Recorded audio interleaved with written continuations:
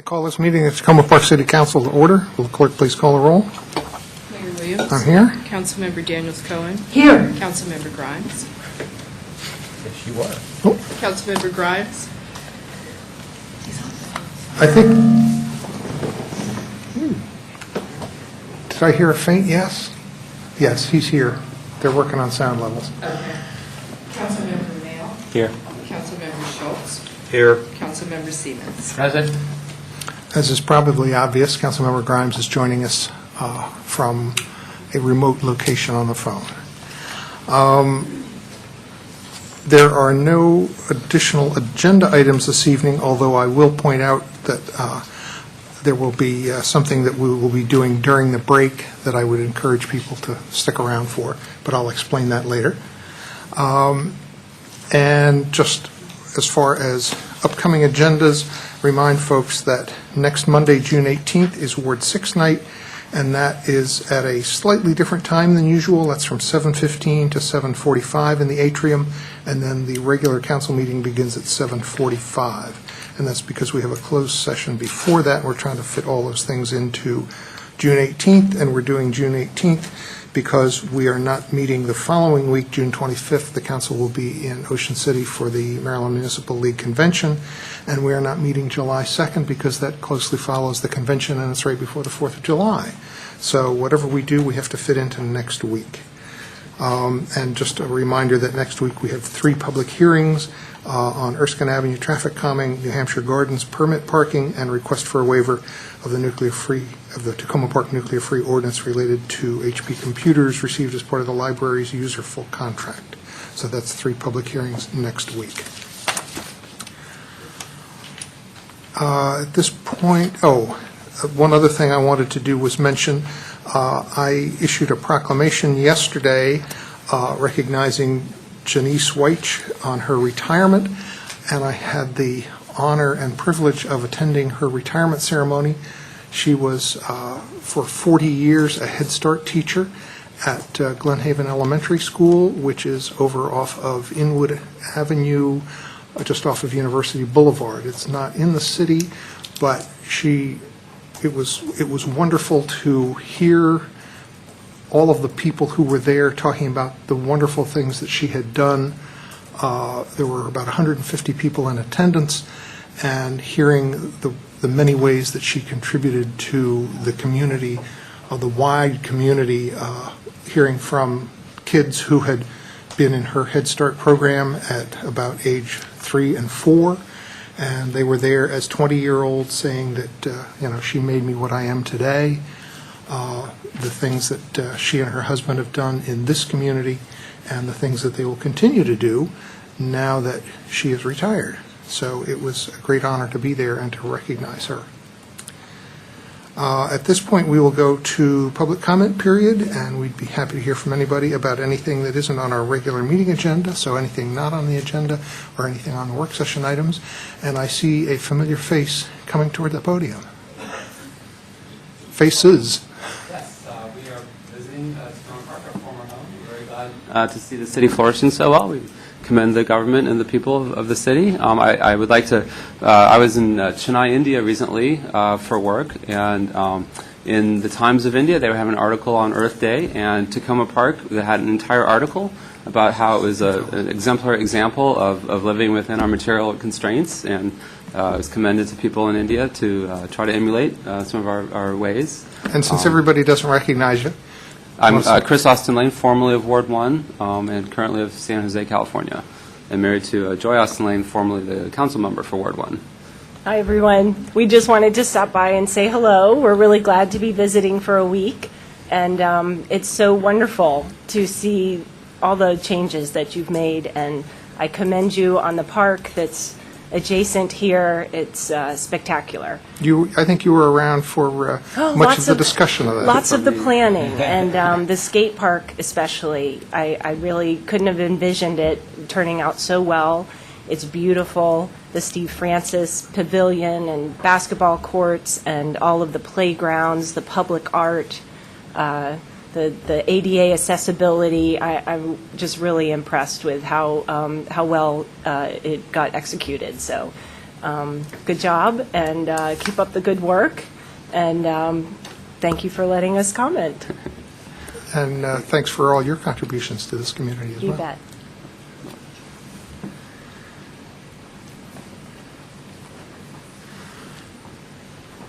Hi. Good evening, Mayor Williams and council members. I'm Julie Taddeo, and I live on Central Avenue.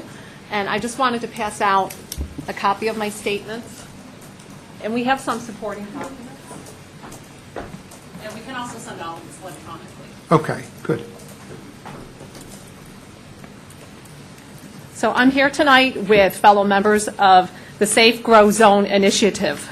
This was started by me and my neighbor, Catherine Cummings, who will also be speaking, about a year ago, after discovering alarming facts about cosmetic lawn pesticides applied routinely in Tacoma Park. Our mission has been threefold: to educate ourselves about lawn pesticides, to research legislation that exists in other cities regarding the use of lawn pesticides, and to act on what we have found out. We propose this action to you, that the City of Tacoma Park prohibit the use of cosmetic lawn pesticides on private and public lands, utilizing the precautionary principle in combination with elements of existing legislation from cities in the U.S. and Canada. Like many of our neighbors, we moved to Tacoma Park to raise our families in a progressive community. We knew Tacoma Park's reputation for sustainability. However, come springtime, we annually observe the many yellow signs indicating that a lawn pesticide has been applied on lawns bordering schools, lawns surrounding apartment buildings, where 55% of our residents live, and even on the sweeping lawns of Adventist Hospital, perched above Sligo Creek, a vital part of our watershed. We've personally observed lawn care professionals applying pesticides before rain and opting out of protective clothing and respirators, both illegal practices.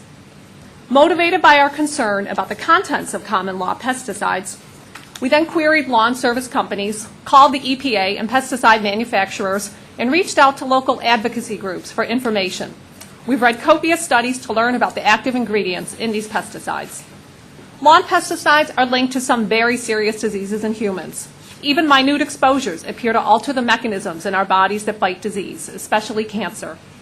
Ingredients in lawn pesticides are known endocrine disruptors and neurotoxins. They're implicated in behavioral and learning disorders, reproductive problems, birth defects, and low birth weights. They're also harmful to animal life. They've been linked to the tragedy of colony collapse disorder in honeybee populations. They've harmed generations of birds and a variety of wildlife. They also cause seizures in cancer and cancer in pets. Because of this, the American Cancer Society recommends that people avoid pesticides. But this is impossible to follow because lawn pesticides are volatile, meaning they persist in the air and they drift. They're also easily tracked into homes that border treated lawns, homes where children may live. Irresponsible application, links to serious disease, compromises to our drinking water, and harm to wildlife are among the reasons that Safe Grow Zone Initiative proposes a ban on these lawn pesticides in Tacoma Park. Thank you. I have a Thank you. question. Yes. Thank you for that. A related issue, which has just about the same implications, and that is on the over-fertilization of the lawns. Have you considered Yes. that as part of your... We do, because especially things like weed and feed, Roundup, glyphosate, which is used in these fertilizers, that is currently under review, as you know, by the EPA. But they're not going to make a ruling until 2015. We don't think that we can wait that long, so we do include over-fertilization as well in our campaign. All right, thank you.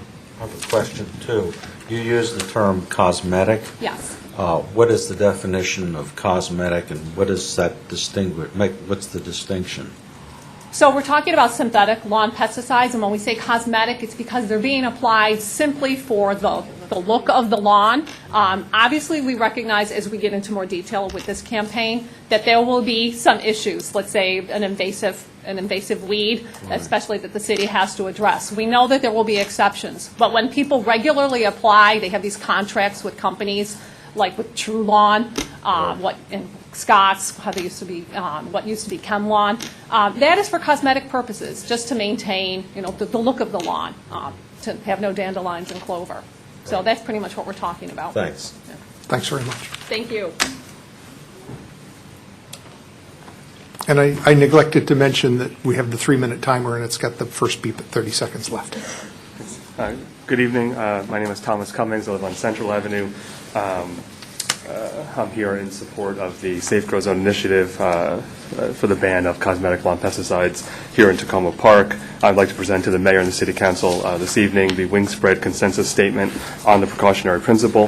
The Wingspread Conference on the Precautionary Principle was convened by the Science and Environmental Health Network, an organization that links science with the public interest, and by the Johnson Foundation, the W. Alton Jones Foundation, the CS Fund, and the Lowell Center for Sustainable Production at the University of Massachusetts Lowell.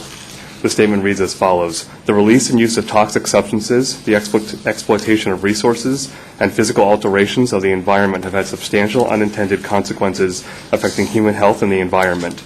Some of these concerns are high rates of learning deficiencies, asthma, cancer, birth defects, and species extinctions, along with global climate change, stratospheric ozone depletion, and worldwide contamination with toxic substances and nuclear materials. We believe existing environmental regulations and other decisions, particularly those based on risk assessment, have failed to protect adequately human health and the environment, the larger system of which humans are but a part. We believe there is compelling evidence that damage to humans and the worldwide environment is of such magnitude and seriousness that new principles for conducting human activities are necessary.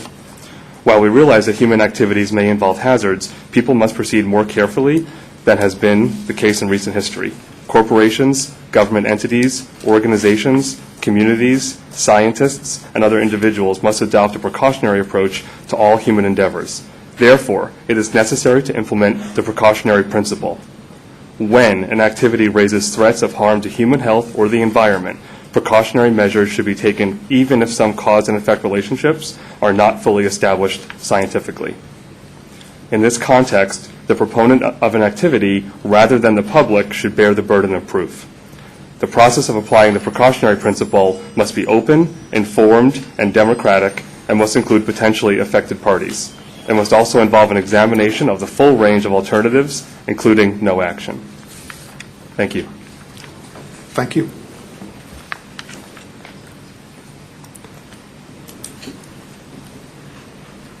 Anybody else wish to speak? Good evening. My name is Catherine Cummings. I also live on Central Avenue, and I'm the co-founder of Safe Grow Initiative. We are submitting an initial petition of over 200 signatures from residents, statements of support from members of the community, and pledges from Tacoma Park business owners.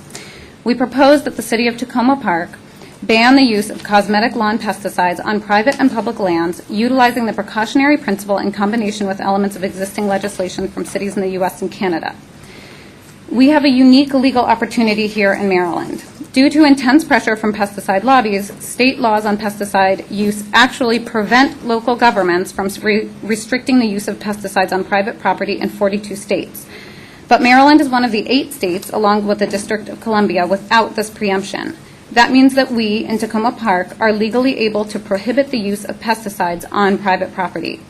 We are fortunate in our city can protect public health and the environment according to its needs.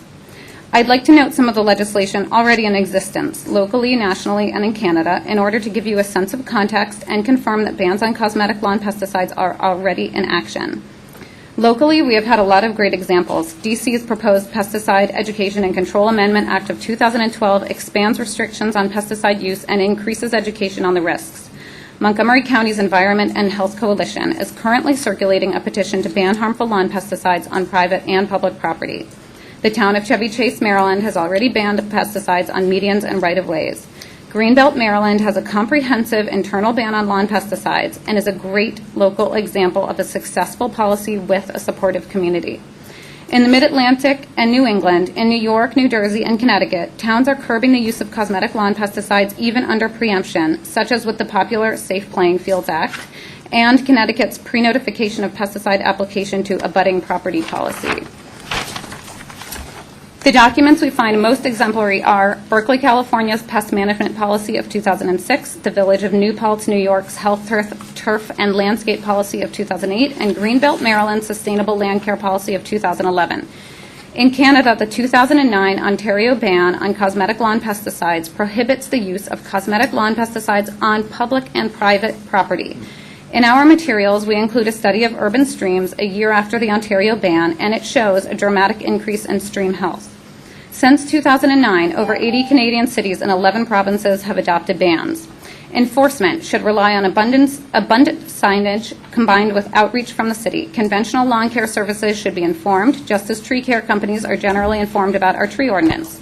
In his Ward 2 updates, our representative, Tim Mayle, described his idea of a roaming gardener as part of an innovative policy on sustainability. This would fit in well with our proposed ordinance. In closing, I want to recall Resolution 2004-18 proclaiming May 27th as Rachel Carson Day in Tacoma Park, and the author was just here. Consider this quote from her landmark book, Silent Spring. The choice, after all, is ours to make. We should no longer accept the counsel of those who tell us that we must fill our world with poisonous chemicals. We should look about and see what other course is open to us. Rachel Carson, Silent Spring. Thank you. Hi, Mary Rooker, Ward 2.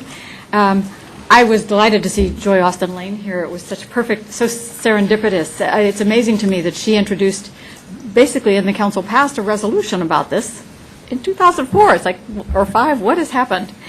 I have a long list of facts to read you, and I think rather than try to read all of them, I'm going to touch some of the highlights, and then we'll get the fact sheet to you. It's ironic to me that the most vulnerable populations for pesticides are mothers, babies and small children, and our pets. This is a God, Mom, and Apple Pie issue if I ever saw one, and it's not really controversial once you know all the facts. You know, of the 30 most commonly used lawn pesticides, 19 have studies pointing toward carcinogens, 13 are linked with birth defects, 21 with reproductive effects, 15 with neurotoxicity, 26 with liver or kidney damage, 27 are sensitizers and or irritants, and 11 have the potential to disrupt the endocrine system, the hormonal system of the body. It's pregnant women, infants and children, the aged and the chronically ill are at the greatest risk from pesticide exposure and chemically induced immune suppression, which can increase susceptibility to cancer. Scientific studies find pesticide residues such as weed killer 2,4-D and the insecticide carbaryl inside homes. Yes, inside homes, not just on the lawns and in the drinking water and in our streams, but inside our own homes due to drift and track-in, where they contaminate air, dust, surfaces, and carpets and expose children at levels 10 times higher than pre-application levels. Exposing children at levels 10 times higher than pre-application levels. You know, children are more vulnerable because of their smaller body size and body weight to adults, and they have developing organ systems that make them more vulnerable and less able to detoxify toxins. Our own National Academy of Sciences estimates 50% of lifetime pesticide exposure occurs during the first 5 years of life. Studies find that children's ages 6 through 11 have higher levels of lawn chemicals in their blood than all other age categories. Pesticides pass from the mother to child through the umbilical cord in utero and through breast milk when she's lactating. And of course, dogs exposed to herbicides can double their chance of developing canine lymphoma, bladder cancer in certain breeds by 4 to 7 times. I mean, the list goes on and on. They're toxic to birds. 16 are toxic to birds, 24 to fish and aquatic organisms, 11 deadly to bees. This is just, it's all for cosmetics. It doesn't make sense. The health costs are too high for all of us, especially the most vulnerable, who can't come to speak. The dogs can't come to testify. The babies can't adequately talk to you about these fact sheets. And the moms are pretty busy. So thank you. Thank you.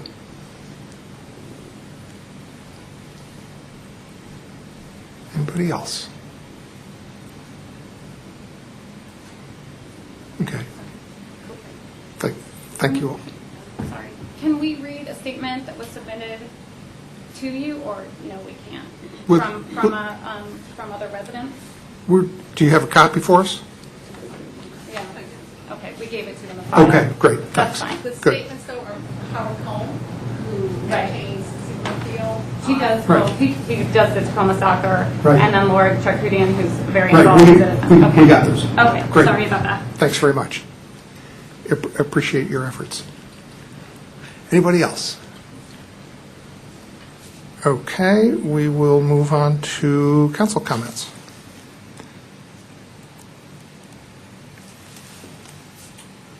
Councilmember Mayo. Thank you, Mayor. I want to first thank the residents, particularly many of you from Ward 2, for coming out and speaking on this issue.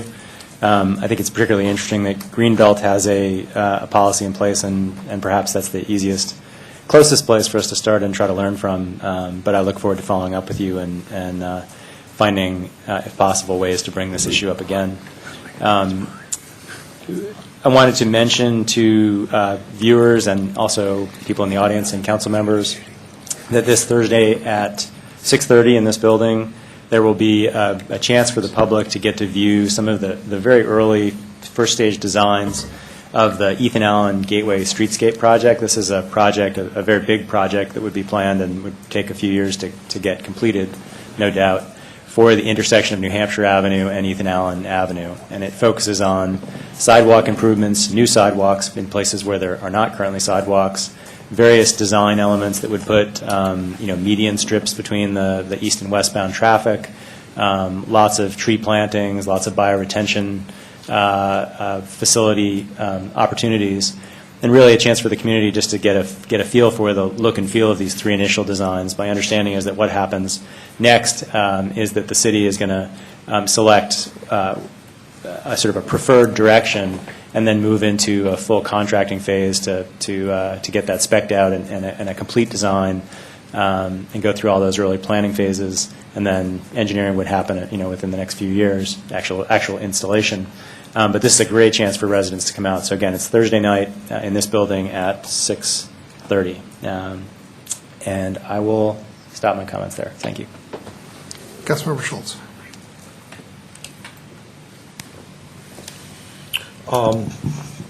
Two things. Next week, as has already been announced by the mayor, is Ward 6 night, and also there will be a public hearing held next Monday night with regard to a permit parking zone in a portion of the area known as New Hampshire Gardens. As a part of that process, the community association needs to hold a general meeting and to have it up for discussion. The president of the association, Todd Levitt, is scheduling such a meeting for the next few days. I'm not sure exactly when it is, but I just wanted to take the opportunity for those in my ward who may be following this council meeting, listening to it, just to be aware that such a meeting will be called on a pretty short notice basis in order to get this on the neighborhood association's agenda. The other thing I want to mention is I want to talk to the community here for a couple minutes about our tree canopy. I think it's pretty well known by all of us. Most of us in the city of Tacoma Park would probably self-identify as tree huggers. In some parts of the world, that's a kind of a negative phrase, but around here, I think we all kind of identify with it to some degree. We are losing our mature tree canopy. That's not new. It's been made known. We've seen a lot of data on that. And a lot of people are concerned, including myself. Where I live, there has been a number of very, very giant trees that have just died through the natural maturation process. And when they go, it just leaves gigantic holes in the sky. It's just like losing a family member, practically. The ironic thing is that while we're as a city, extremely proud of our trees, I think our motto is, Tree City, among other things, besides Azalea City and a few others. And we have a arborist, full-time arborist, who's highly skilled, knowledgeable, and talented. But what I find ironic is that there is no organization in our fair city that is dedicated to preserving our trees. When I talk about preserving, I also mean advocacy, basically tree advocacy.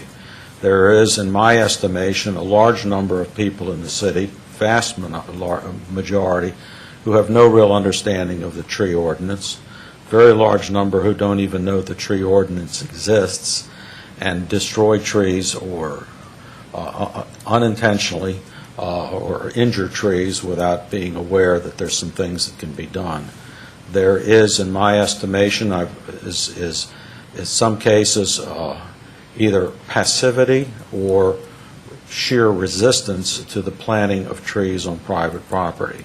The city, of course, can plant all the trees at once in its city-owned parks and on the public right-of-way, but that's not going to cut it in terms of restoring or protecting our existing tree canopy. And a lot of people in our community think that planting a tree like a dogwood or a redbud, which is ornamental trees, are a good thing to do, and that's true. But you know, we need people to be planting oak trees and other tall trees. We need, in effect, a Friends of Tacoma Park Tree organization in this city. And I want to use this time right now to announce that I'm going to take the lead on trying to pull together an organization of people. It can be very much like the recently formed women's organization of women business owners, which doesn't need the financial support of the city. It's not part of the city government, but it has taken off like a house on fire because all of a sudden, lo and behold, there's a very serious and earnest constituency out there of women who are interested in meeting and talking to each other and learning from each other about how to be successful in small business.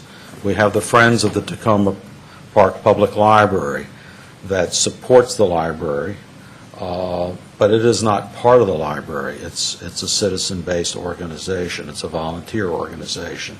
And yet it comes forward in times of when there's issues to speak eloquently and knowledgeably about the needs of the reading public in our city. And in the same way, our arborist, whose primary job is to enforce an ordinance in the city called the tree ordinance. It's not to be, you know, Mr. Tree Hugger or Smokey the Bear or things like that to go around and talk to people about how to plant trees. Would that he had the time to do that. I've talked with our arborist, Mr. Bolton, many times, and Darrell Braithwaite, the head of the Department of Public Works. The task is overwhelming. It's not something that any one person can do.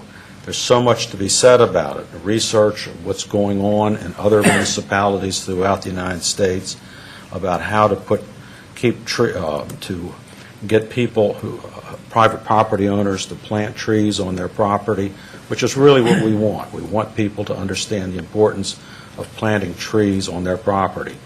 We can't, no law can force them to do that, but it's an educational process, it's an advocacy process, it's a research process, and I think we need an organization in this community, and I'm sure that once we light the fire, there will be a lot of people who will want to get in on this and try to create an organization that will be supportive of what our arborist is trying to do. There are other related organizations, which I won't enumerate now, that I'm sure would offer encouragement and support to do this sort of thing. I talked with Dan this past weekend. I talked with Dan Seligman at a going-away party for Reuben Snipper this weekend, and he said, sign me up. He's ready to go. He's all fired up, and I'm sure that there's plenty of other people like Dan who would want to get involved. So if anyone is interested, please just give me a call at my home at 301-434-7090. That's the number that's on my Tacoma Park business card, and I really would look forward to trying to serve as a catalyst. I'm not going to be a leader in this thing. I've got enough things to do here on the city council. But somebody's got to start standing up and waving the flag. Thank you. Councilmember Daniel Scott. Thank you, Mayor Williams. And Councilmember Schultz, sign me up. I'll help you out with that, with your tree, your love of trees. Thank you. I'd also like to thank the people from Ward 2 for coming in so passionately discussing the pesticide, cosmetic pesticide issue. I know last year, it wasn't but about a year ago, I was with Catherine down at the Teen Garden, and she was talking about it, and it's really heartwarming to see that it's gotten this far. And I want to talk to Councilmember Mayo and see what our next steps are, because I've experienced that wafting of chemicals from one yard to another that poison my dog. So I know that it happens. So we'll see what we can do about causing something to occur with your passion and your thoughts and ideas. But other than that, I have 2 milestones tonight that I'd like to note. The definition of a milestone is an important event, as in a person's career, the history of a nation, or the advancement of knowledge in a field, a turning point. Some might say that these don't really have anything to do with our fair city, but I beg to differ, because they're both all about women. The Girl Scouts of the United States celebrated their 100th anniversary this past weekend by rocking the mall with over 200,000 Girl Scouts from all over the country. I know that you all probably saw it in the news, but it's been reported, some of the statistics are that 1 in every 2 of women in this country has been a Girl Scout at one time or another in their lives. I was a Girl Scout for 12 years and probably wouldn't be sitting here today if it weren't for the excellent training I got as a member. Huge congratulations for the 100 years of excellence and making a difference.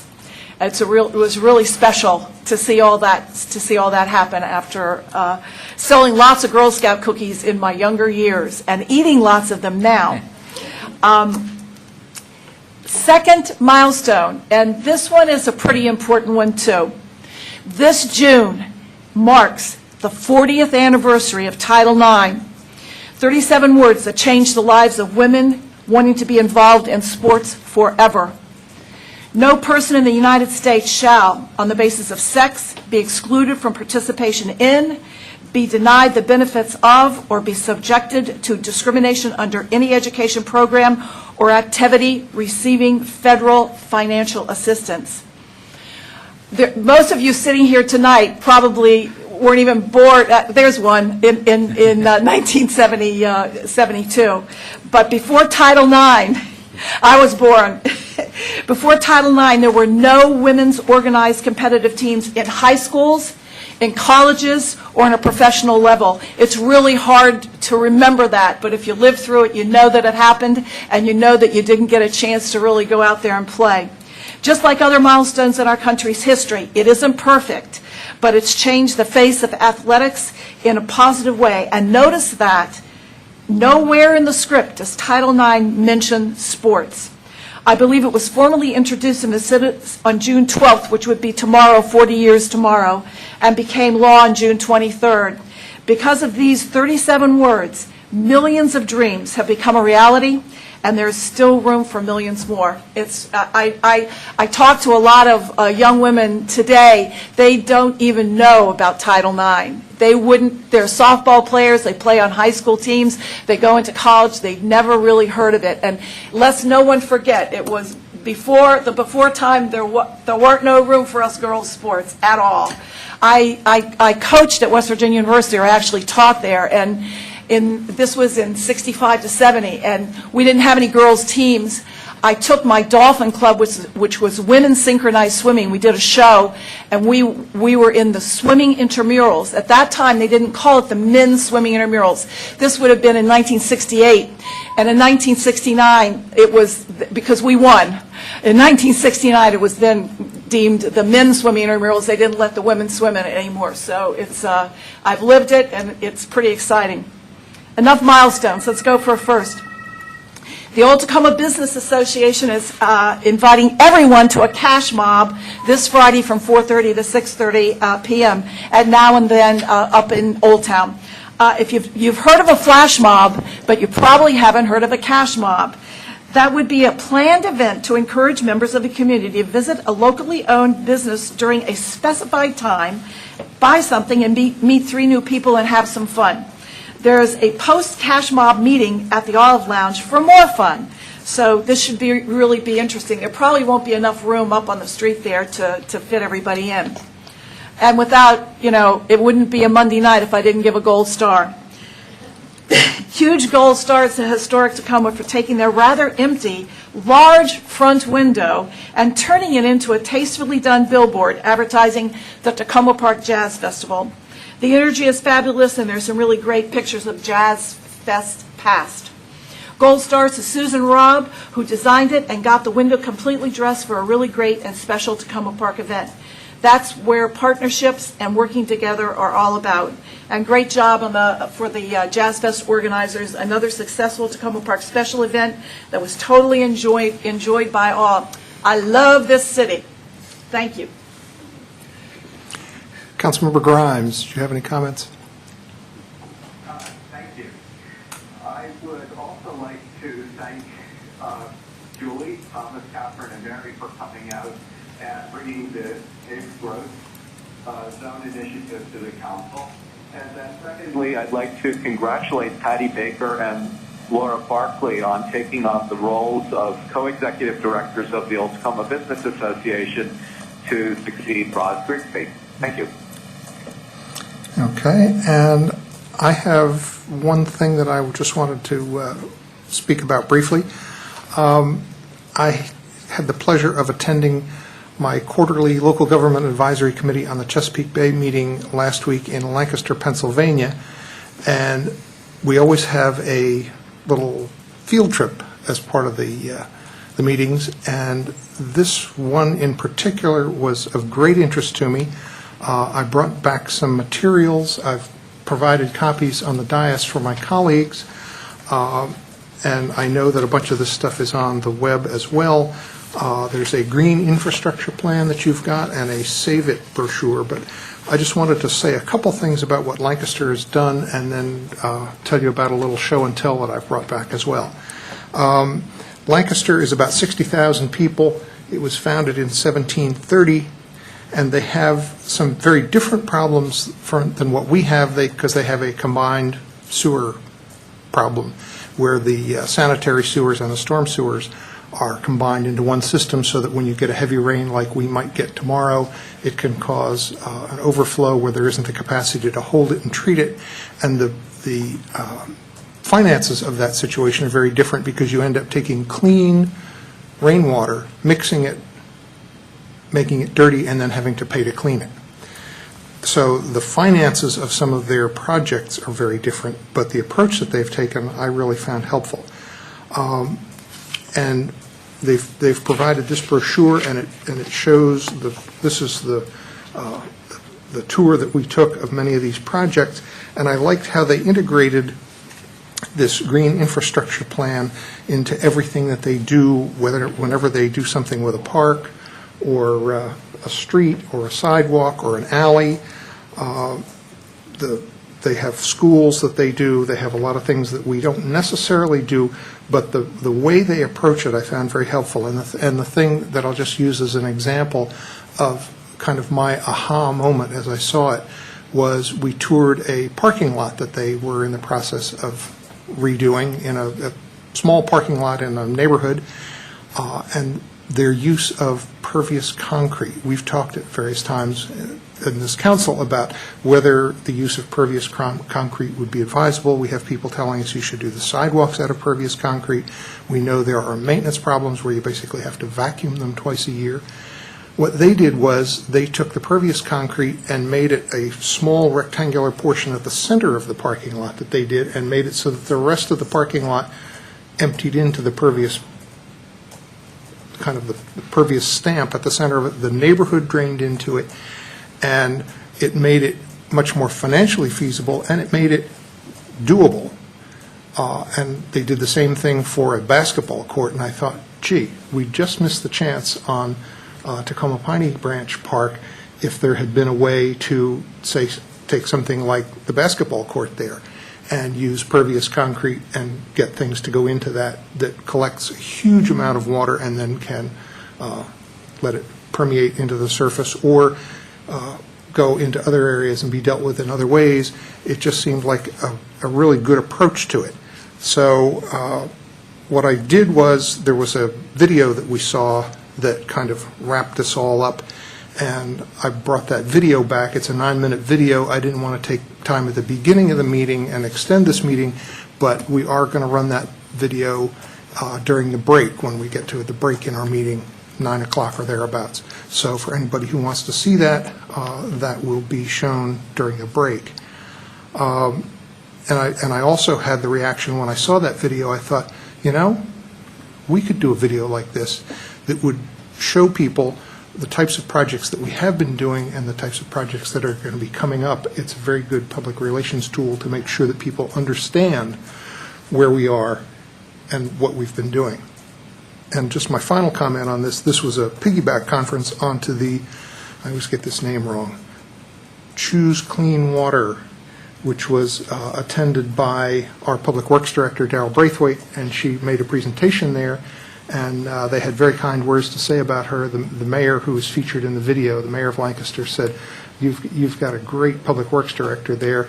He said, I was afraid she wasn't here because there were 3 presenters on the panel, and I saw the names, and I thought, I don't see Darrell up there. And then he realized that Darrell was a woman, not a man, and he just said he wanted to let me know and to let all you know that she had done a great presentation. And I know that Councilmember Mayle and I have both talked with their Public Works Director, and they have interest in our tree ordinance. And so I think there are some potential ways that we can share best practices with the city of Lancaster, Pennsylvania, and both gain some benefit from that. So we will show the video during the break in this meeting. And I don't think there are any further council comments. I'll turn to the city manager for city manager's comments. Nothing this evening, thank you. Okay, we have one set of minutes before us for adoption, which is the minutes from May 29th. Would somebody like to move those for adoption? Move. I heard Councilmember Siemens move it and Councilmember Mayle second it. All those in favor? Aye. Aye. Any opposed? The minutes are adopted. We will move at this point to our first presentation this evening, and that is from the Facade Advisory Board.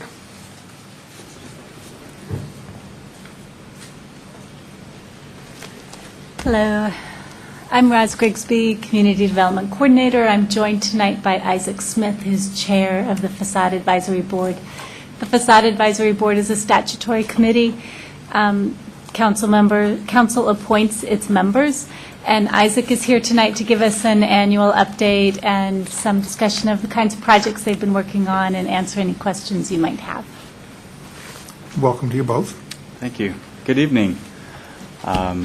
As she said, I'm the chair of the Facade Advisory Board. I'm also an architect and resident here on Maple Avenue.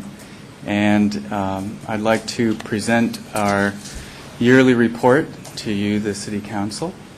And for those of you who are new, or if you don't remember when I was here last year, I'll give you an introduction to the Facade Advisory Board. The board was established in 1999, and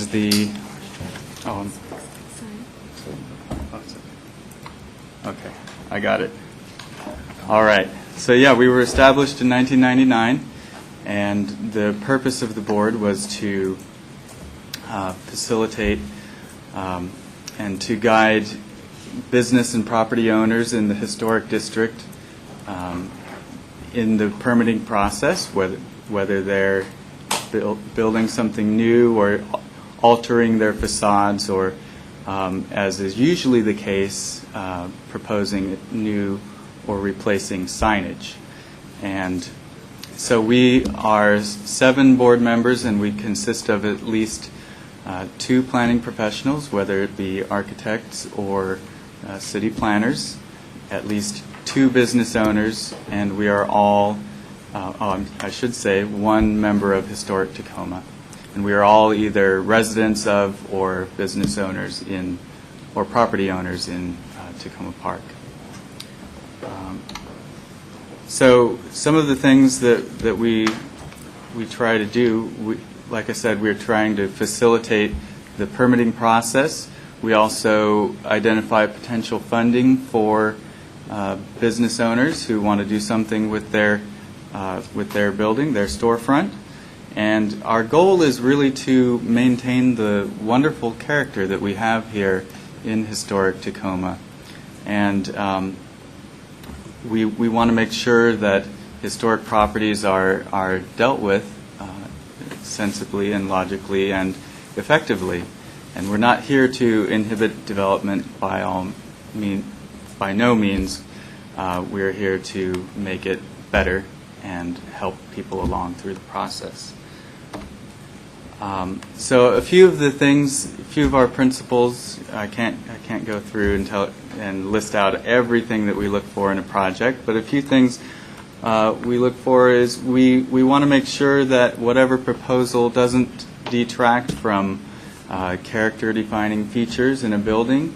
We want to make sure that the building responds well to its neighbors, whether that be scale, massing, proportion, where it sits along the street, it's the setback, many other things that go into what we look for. And in fact, last year when I was here, I presented our design guidelines, which I thank you for accepting. Oh yeah, if this is what it looks like if you remember this. Oh, I'm going to go back. So this year we have looked at 13 proposals from the community, and 4 of which we asked for revisions to.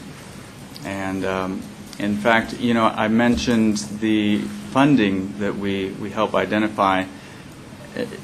A large portion of our applications, 8 of the 13 were in fact took advantage of the community legacy funding that was available through the city. So that was a very successful program. And you'll see walking around town the effect that it had. So let me give you a few examples of what we looked at this year. This is Bikram Hot Yoga. It's in Tacoma Junction, and you can see they have their temporary signage up in the window. They came to us with a proposal, and how it works is we have sort of a workshop where they come and they bring their proposal, and if it's a great idea, we say, okay, great. If it needs some work, if they need some help figuring out some of the details, or even just a basic design scheme, we work through these proposals with them, and we think that they end up coming through the county when it's all said and done with a much better project. And so this is what their sign looks like, with the letters on the building there, their symbol, and the new awning. This is just down the street. It's Suds Laundromat. You can see their dinky little sign in the window, and they wanted to do something new, and so they got this cool neon sign. And this is the Green Commuter, also in Tacoma Junction. You can see their temporary banner and the sign that they put up there, the perpendicular blade sign, which is much nicer than the banner that they have, which did eventually come down. Okay, so at this point, I'd like to thank you for letting me come here and tell you about what we've been doing. And I will, if you have any questions, I'll do my best to answer them. I guess the question that I think some people might wonder about is whether what you do is restricted to projects only in the historic district, or whether you're available for advice for other businesses as well. Well, we would be happy to help anybody who wants to make their property or business better, but we aren't. It's not our requirements. So if you are in the historic district, and it's I should say it's only commercial properties, those that require a historic area work permit through the county, they have to come through us first. But if you're not in the historic district, or if you are, if you have a house and you want some advice, we're more than happy to help you out. Good. I think some people might be glad to hear that. Any other questions from my colleagues? Yes. Councilmember Schultz. Well, first of all, it's interesting. We all drive through Tacoma Junction, I guess, pretty frequently. And I've noticed that there's been changes, but I couldn't quite figure out, well, what is it that's changed? But it's just sort of, now that you sort of said this is the way it was, and then this is how it is, it's sort of like, oh, right, obviously. It's terrific. I think you're doing a great work, and I hope that the merchants who have these businesses appreciate it, because we certainly do. Following up on the mayor's question, obviously the city council has the ability to change the mandate of the facade advisory. Correct. If it so chose to do, and I don't know whether that's something we want to do or not. But we got an awful lot of businesses like Erie Avenue and Flower, and over in my ward along New Hampshire Avenue, there's oodles and oodles of them. And it's just, and I know that we put a lot of community legacy money into some of those locations. But I'd like us to seriously try to think about the concept, what would be the pros and cons of making changes to the Facade Advisory Board's mission, as opposed to maybe some other way that we could approach, provide these kinds of services to business owners in those kind of areas that are scattered around the city. I don't have a recommendation on that right now, but I think it's something that, you're doing, it's such a great job that your board has done over the years. It just seems a shame to confine it to just the historic district. That's all. I'll leave it at that for now. And maybe I'll just follow up real quickly, asking Ms. Grigsby, are there any restrictions that on the community legacy funding in terms of where that goes? Let me think about this a minute. We also have community development block grant funds for facade easement program citywide. Okay. I don't, I'm mixing them up now. I don't think there are restrictions on the legacy money, are there? And I think you both programs you can get are back to us, available. to clarify. My understanding is both programs are available to businesses throughout the city. Right.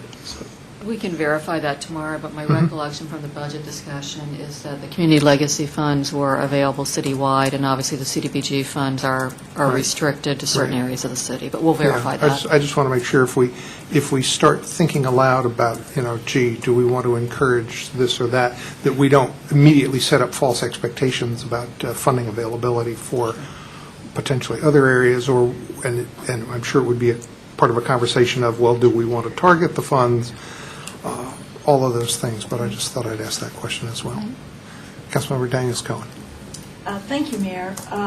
First, a great job. I know the first time I drove through the junction and saw the Bikram yoga I call it Suds, or I call it Sudsville. I know Rick Lerner probably doesn't appreciate that, but all the signage, it was really exciting. I mean, it actually adds some energy, some real positive energy to the area. I was thrilled because I noticed the signs immediately. It wasn't like they were hiding. But how do you get the information to the business owners? I'm looking towards some of the other. I've got agenda here. As Ms. Grigsby is well aware, because there are other business owners in that block that could maybe use a little bit of help. I'm not sure what happened at Salon 2000. That one, it's not as noticeable. If you look in your packet for tonight, it lists the projects that the Facade Advisory Board has reviewed in the past year, and there's several that are pending. So there is Salon 2000 pending? It is pending, Okay. along with Kinetic Artistry. Some of it's a question of getting final design, some of it's getting final approval, some of it's getting financing lined up. So there are additional projects in the works. In answer to your question of how we got the word out, Yeah. I think there might be two pieces you're asking. One is how do we get the word out about the work of the Facade Advisory Board, and that's an ongoing education process. The second is how we get the word out about grant possibilities, and the city staff had many meetings, they flyered, they went door to door. OTVA in my former life participated with that. We really worked hand in hand to try and specifically get businesses that we knew could really benefit from this and make a big splash. So it was a very concerted effort. I know city staff worked, in many different ways to get it done. I think the first community legacy meeting was maybe a year and a half ago that city staff held to start educating people about the program and walk through what the application process looked like. Well, it really looks good. I'm looking forward to seeing more. Maybe Healy surgeons.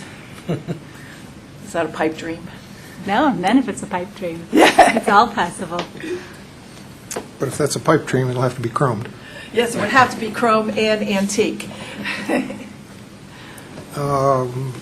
Councilmember Grimes, do you have any questions? Thank you for asking. Okay. Thanks very much. Okay. Thank you. Look forward to seeing the next progress report. We will move next to the presentation from the Council Compensation Committee.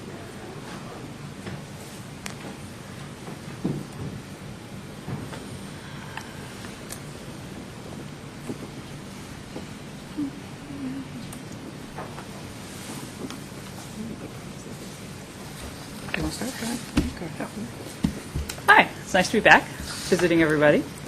You all know Rachel Hardwick.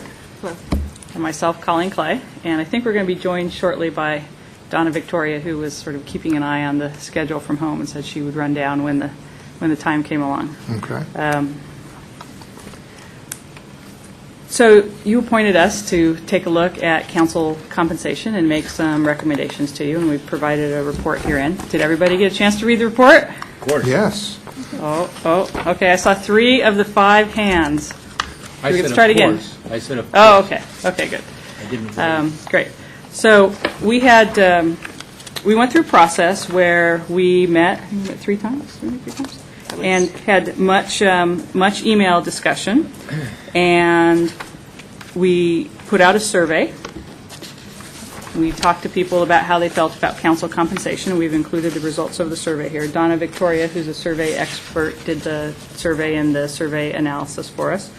And then we looked at compensation from other areas, and very conveniently for us, the city of Gaithersburg did an exhaustive study of council compensation just as we were being appointed.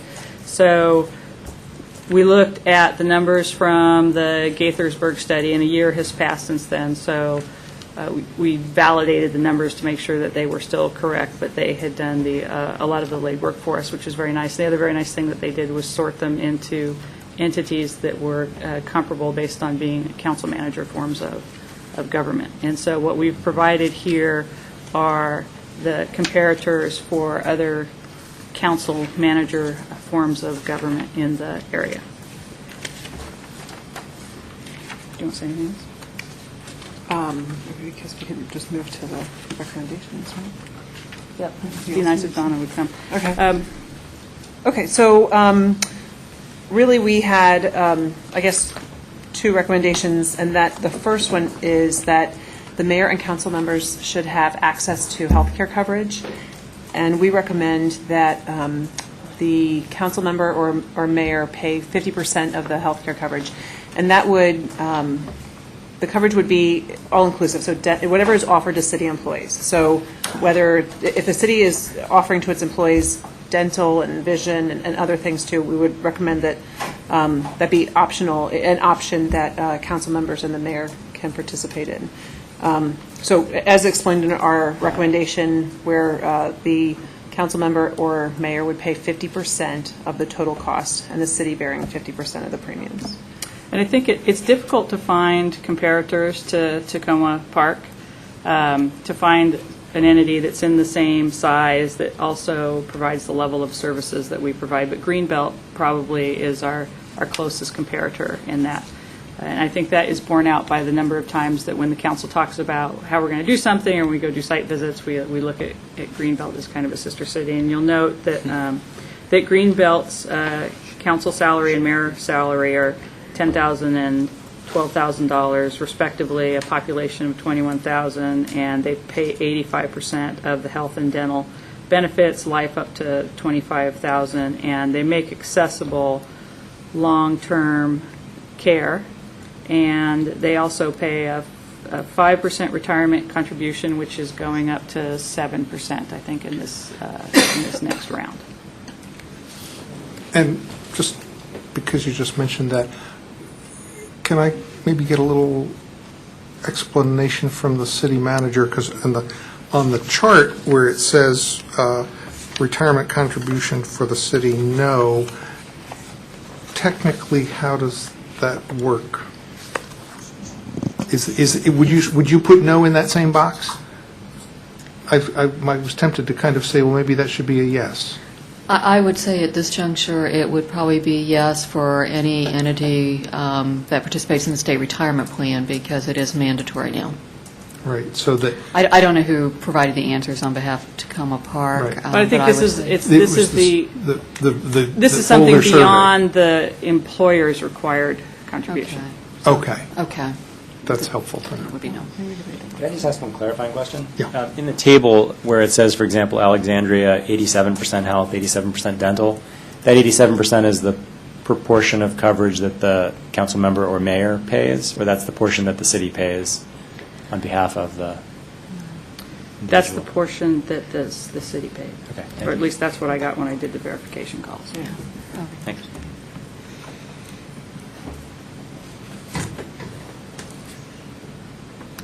Got other things that you wanted to cover? And then our other recommendation is that there be no salary increase right now, and instead, as we found in other similar municipalities, and also similarly in 2007, the same committee made a recommendation that there be a mechanism for increasing the compensation to the council members and to the mayor.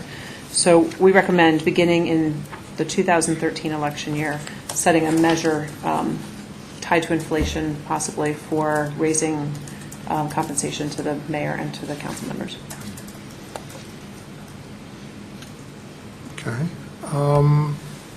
Other questions from colleagues? I'll say thank you for doing this. And if former council member Victoria comes in, we'll get a chance to hear from her. The thought that I had about your recommendation on the health insurance was it's currently accessible to council members, but council members pay the full freight, right? And I was thinking about, well, if it if we did follow through on that recommendation, and there were some percentage that were offered,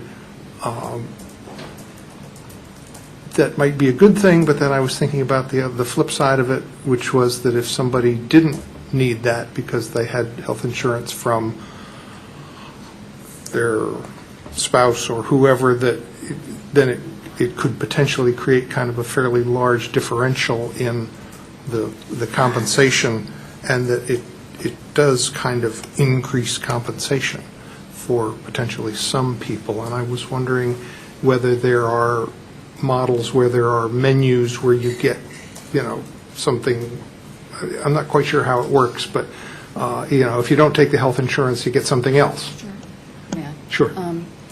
What we have for city employees is it's not a full menu, mainly because we're too small really to have a cafeteria plan and just be able to allocate dollars here and there.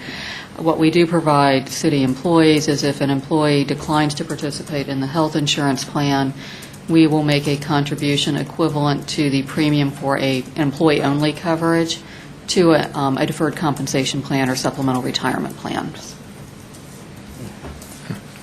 Yeah, I think that's not what we're recommending. Though I realize that's possible. We spent a fair amount of time talking about this, looking at what is comparable in other areas. I think there are other examples of councils that offer benefits that not everyone takes part in. So, for example, several places offer cell phones. Some places offer cell phones to the mayor, but not to the council members. There are some jurisdictions explicitly state that you, as part of their whatever their charter, however it is that they make their compensation, that you have the opportunity to decline that as well. And what we were looking at was, I think, creating more comparability with what's happening in the other areas and providing access to benefits, which I think is in keeping with Tacoma Park's interests as well, and providing enough of enough support for it that you could, if you were a council member, you could get health insurance and you could pay the other 50% within your existing council stipend, but not cover the entire thing. And one of the reasons why we didn't go for covering the entire piece is because we didn't want people to take it just because it was potentially available. I've worked in other jobs where if you got insurance, your insurance became your secondary insurance, and it was free, and people just signed up for it because it was included as part of what they were getting as an employee benefit. But the idea is that for people who don't have access to it, that you make it possible and economically possible for them under their council salary to access the health benefits. And is your recommendation a percentage of the individual or the family coverage? I think it's 50% of either. Yeah, of whatever is offered in the health benefits, health, dental, vision to the staff essentially, but at 50% of what you would offer it to the staff for.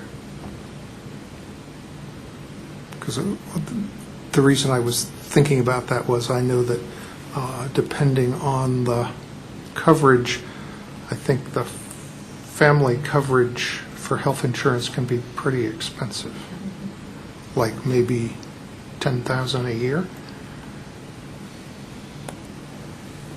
No? Yeah? You're talking about what the city pays, Mayor, for family coverage? What the full premium cost is? Yeah. It would, depending on the plan, it would be in that neighborhood, yes, if Yeah. you had full family coverage. So that it could potentially, if that's what was offered and that's the percentage being talked about, 50% of that could be $5,000. Right. Which is a large chunk of the salary. And that's why I was thinking about, well, gee, if somebody takes advantage of that, that's a significant difference between somebody who does take advantage of it and somebody that doesn't. Councilmember Siemens. Thank you, Mayor. As a council member who takes advantage of the offering of health coverage by the city, I guess the mayor's observation would be accurate. It currently costs me more for the health coverage than the city pays for a council member. My question related to health coverage was if you were saying that you would make it 50% or if you would tie it to the same as what the city does for staff members. I could think it could be cumbersome if it ended up being a different percentage. I mean, obviously, this is a matter of policy. It's really not that cumbersome because the system does allow us to put different codes in. Okay. So that could be worked out. That's all. Thank you. Councilmember Schultz. I think it's something to be seriously considered. If one of the values we're striving for here is to encourage candidates to become candidates for council member races.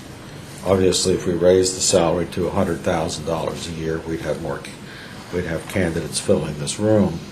But I'm just thinking that this health coverage, I think you're in the right ballpark with the idea. It's a realistic thing to consider. It provides a little bit of an incentive for people who are thinking about running, but also if you're an incumbent and something happens to your, I don't know, to your spouse or something like that who you're depending on for health coverage, and all of a sudden you find that, gosh, I don't have that health coverage that I used to get through my spouse or something like that, it would be nice to know that you could claim it while you're a member of the city council. Just another little security blanket. It probably doesn't seem to be too significant to most people, but it could be really important on the occasions when it might be needed. And the other comment, I was fascinated by looking at the salaries that are paid to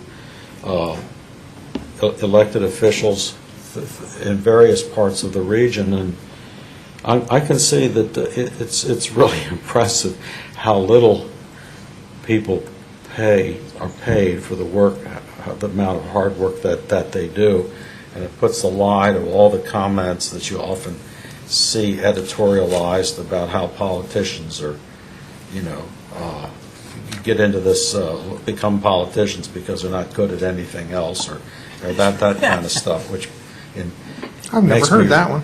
Oh, you haven't? Well, there was an article in the Post this weekend or someplace that I was reading, and it just makes me angry when I hear that kind of stuff, because no one who works in any of these municipalities is in it for the money. But, I would say there's a lot of ways in which, as a city, we provide benefits to some groups of people that we don't provide to others. We provide a mortgage rebate to people who own houses that we don't provide to people who rent places. The city provides even more money on that to folks that we identify who qualify to get a sort of 50% tax rebate, essentially. There are services that the city offers that some people make avail themselves of that have a value, but we don't necessarily then, to the other employees who don't avail themselves of that resource, give them some other compensation. So if you could take a free recreation class, if you choose not to do that, do we give them some other kind of compensation? If they qualify for family health insurance and therefore actually get more support from the city because they have a family, do we turn around and give the single people greater compensation because of that? So, from my perspective, I wouldn't get caught up in if we offer this benefit to somebody, we have to offer a cash equivalent to the other entities. And part of the purpose of this and the discussion in this was about how to engage people that we aren't already engaging. And I think Donna's here, and it'd be great if she would talk about the survey, because I think one of the factors that we looked at in the city was in the survey was that it was reflective of people, primarily reflective of people who had either currently held office, or had run for office, and didn't have as many people in it who hadn't run for office. And I think we've heard the message that people don't feel like this is time to increase compensation. I think if you look at the comparables in terms of the dollar figure, you don't see a strong need to increase compensation at this moment, but you do see a discrepancy in who gets offered health benefits.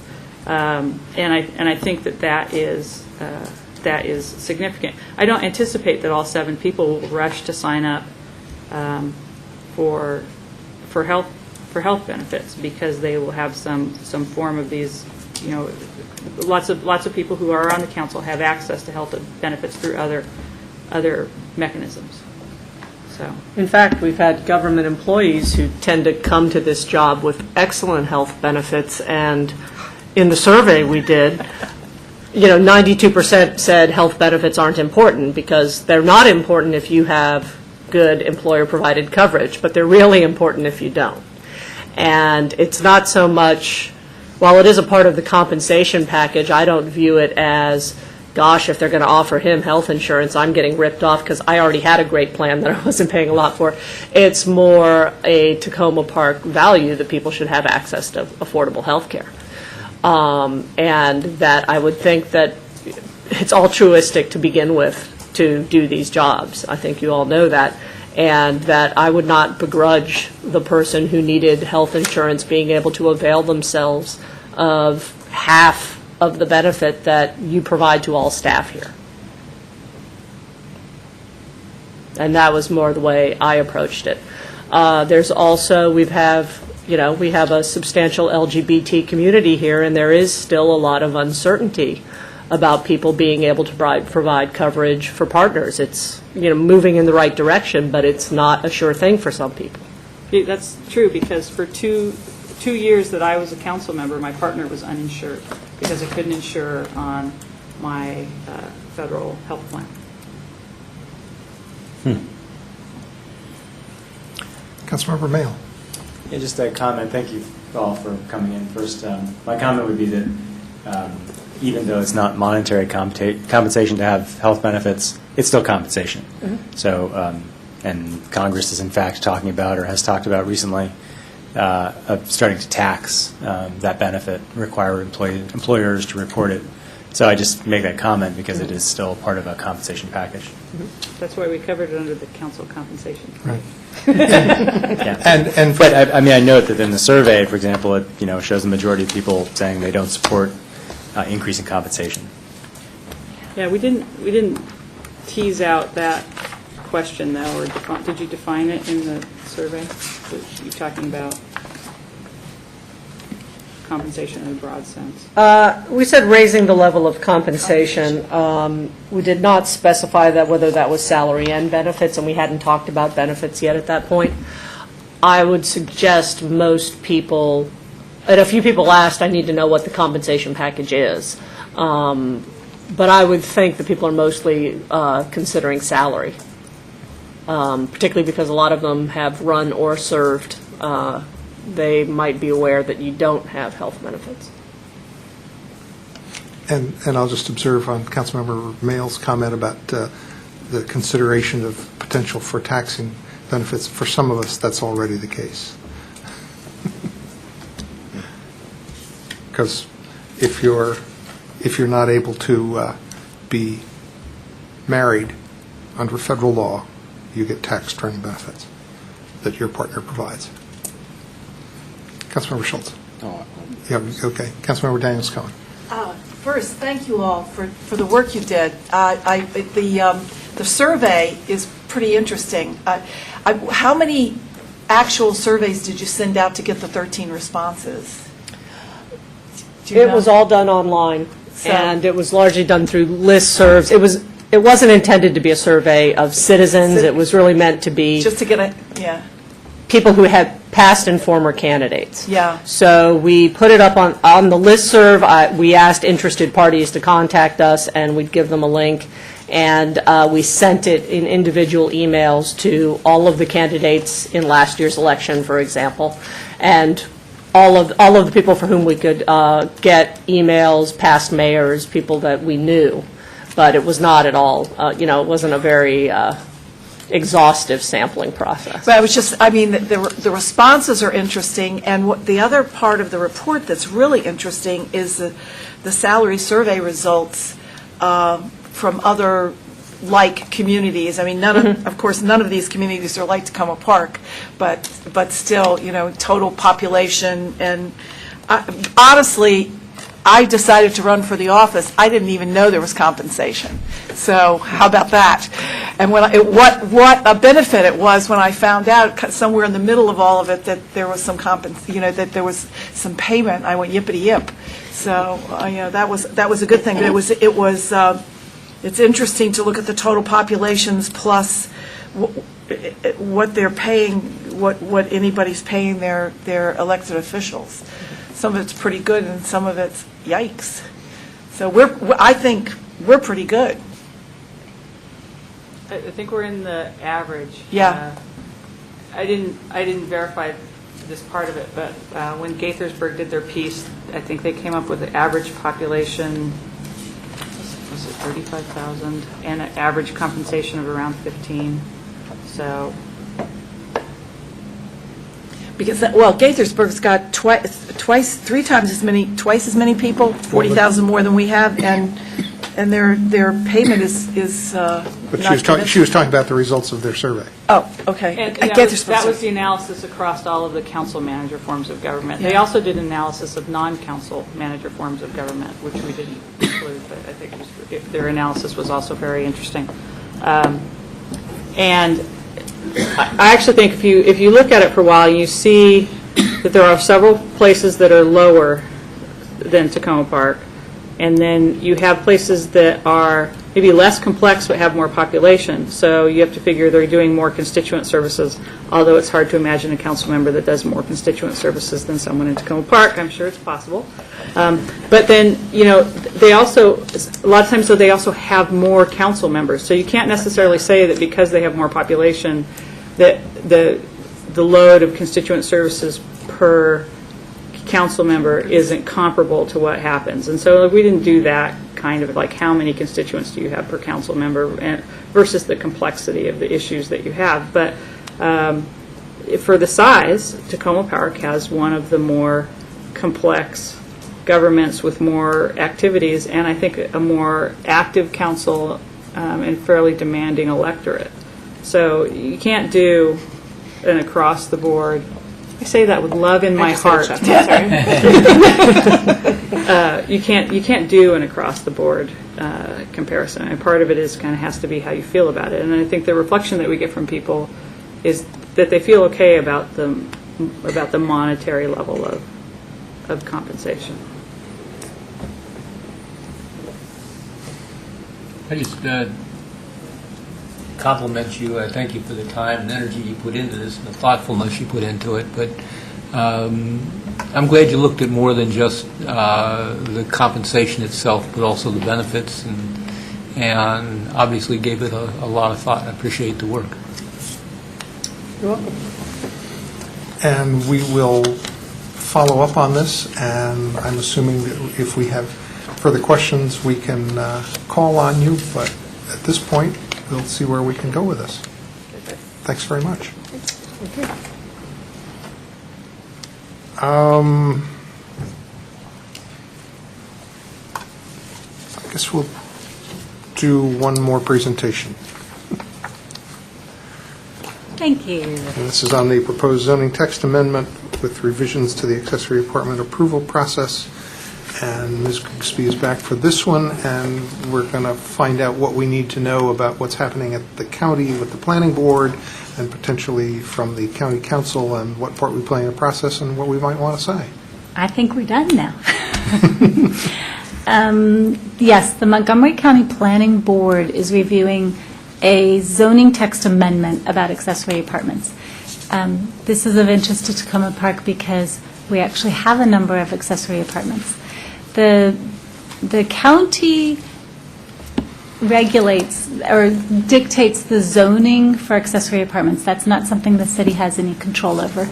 And because it's a lengthy and somewhat expensive process right now, it all happens by special exception. Anyone who wants to have an accessory apartment, which is a secondary dwelling either in a primary house or on the lot of a single-family home, needs to go through a special exception process. What the county planning staff is proposing is a change that would allow certain accessory apartments to be approved by right rather than by special exception, and they've set specific criteria for that. If someone wants to do it and they don't fit those criteria, they can still go through a special exception process, but they're trying to make this a speedier, clearer, more specifically defined process in the hopes that more accessory apartments will actually happen. Right now, there are about 10 approved a year for the entire county.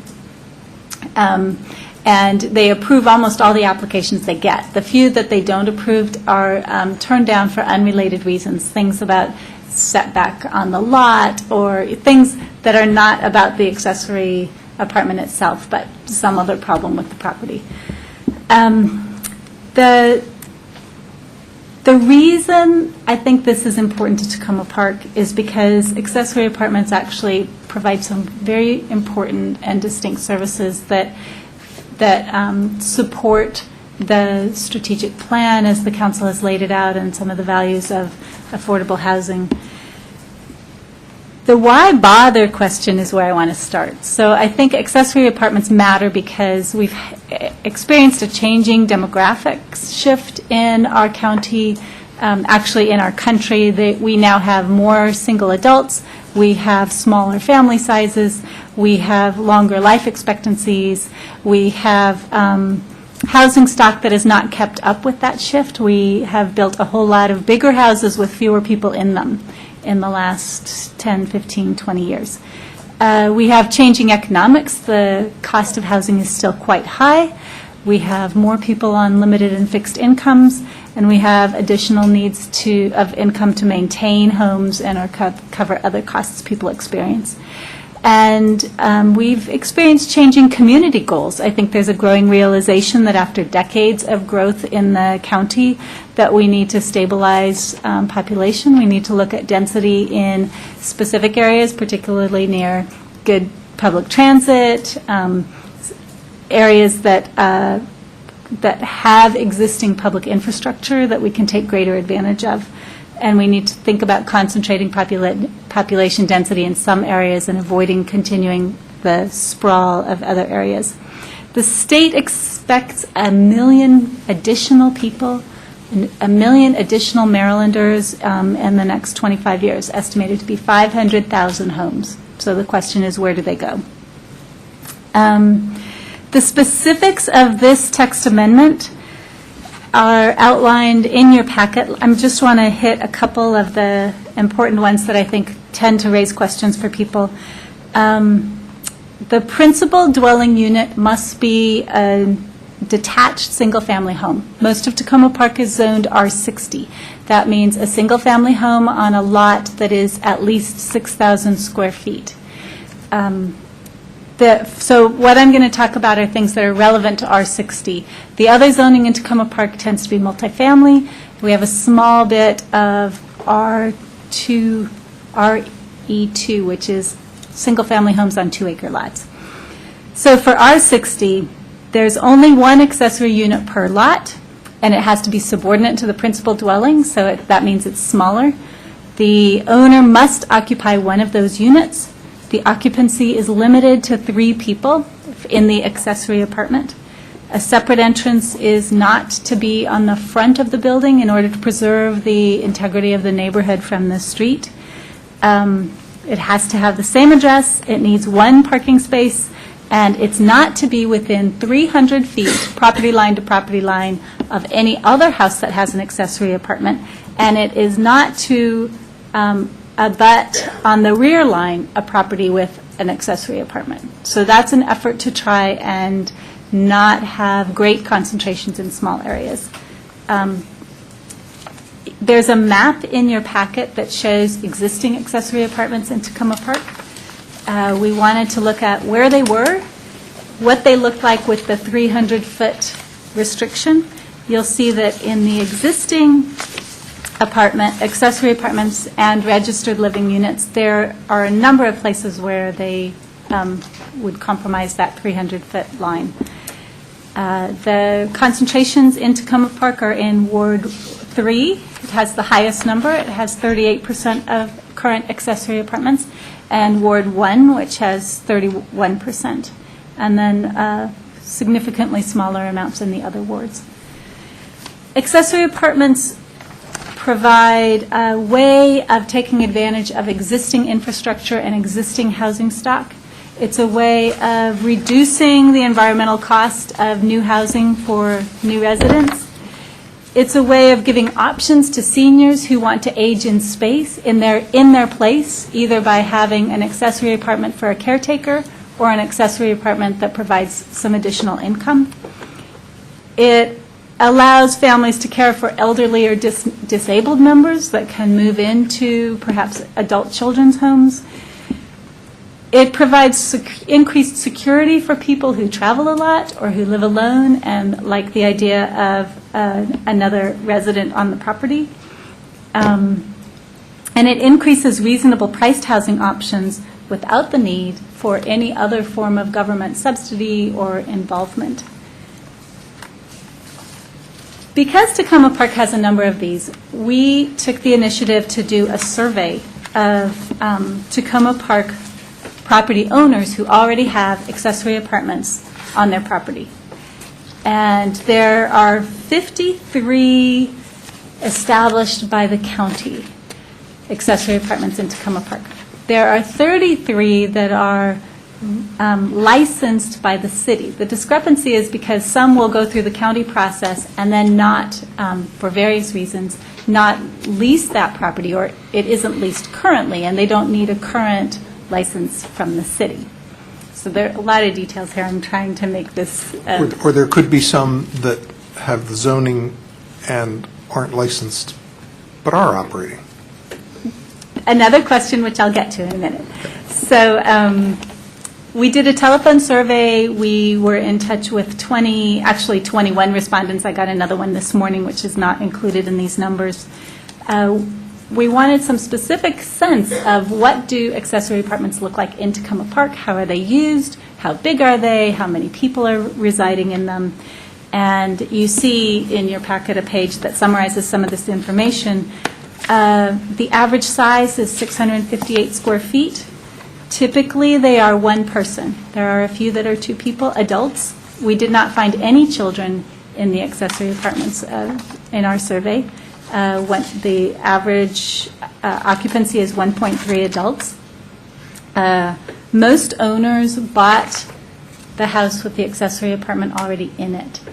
We did have a few who are working on it now or had obtained it since then. Nobody reported any parking problems. The county currently requires 2 parking spots per accessory apartment, so they've allocated for that, but no one reported any problems with street parking or anything else.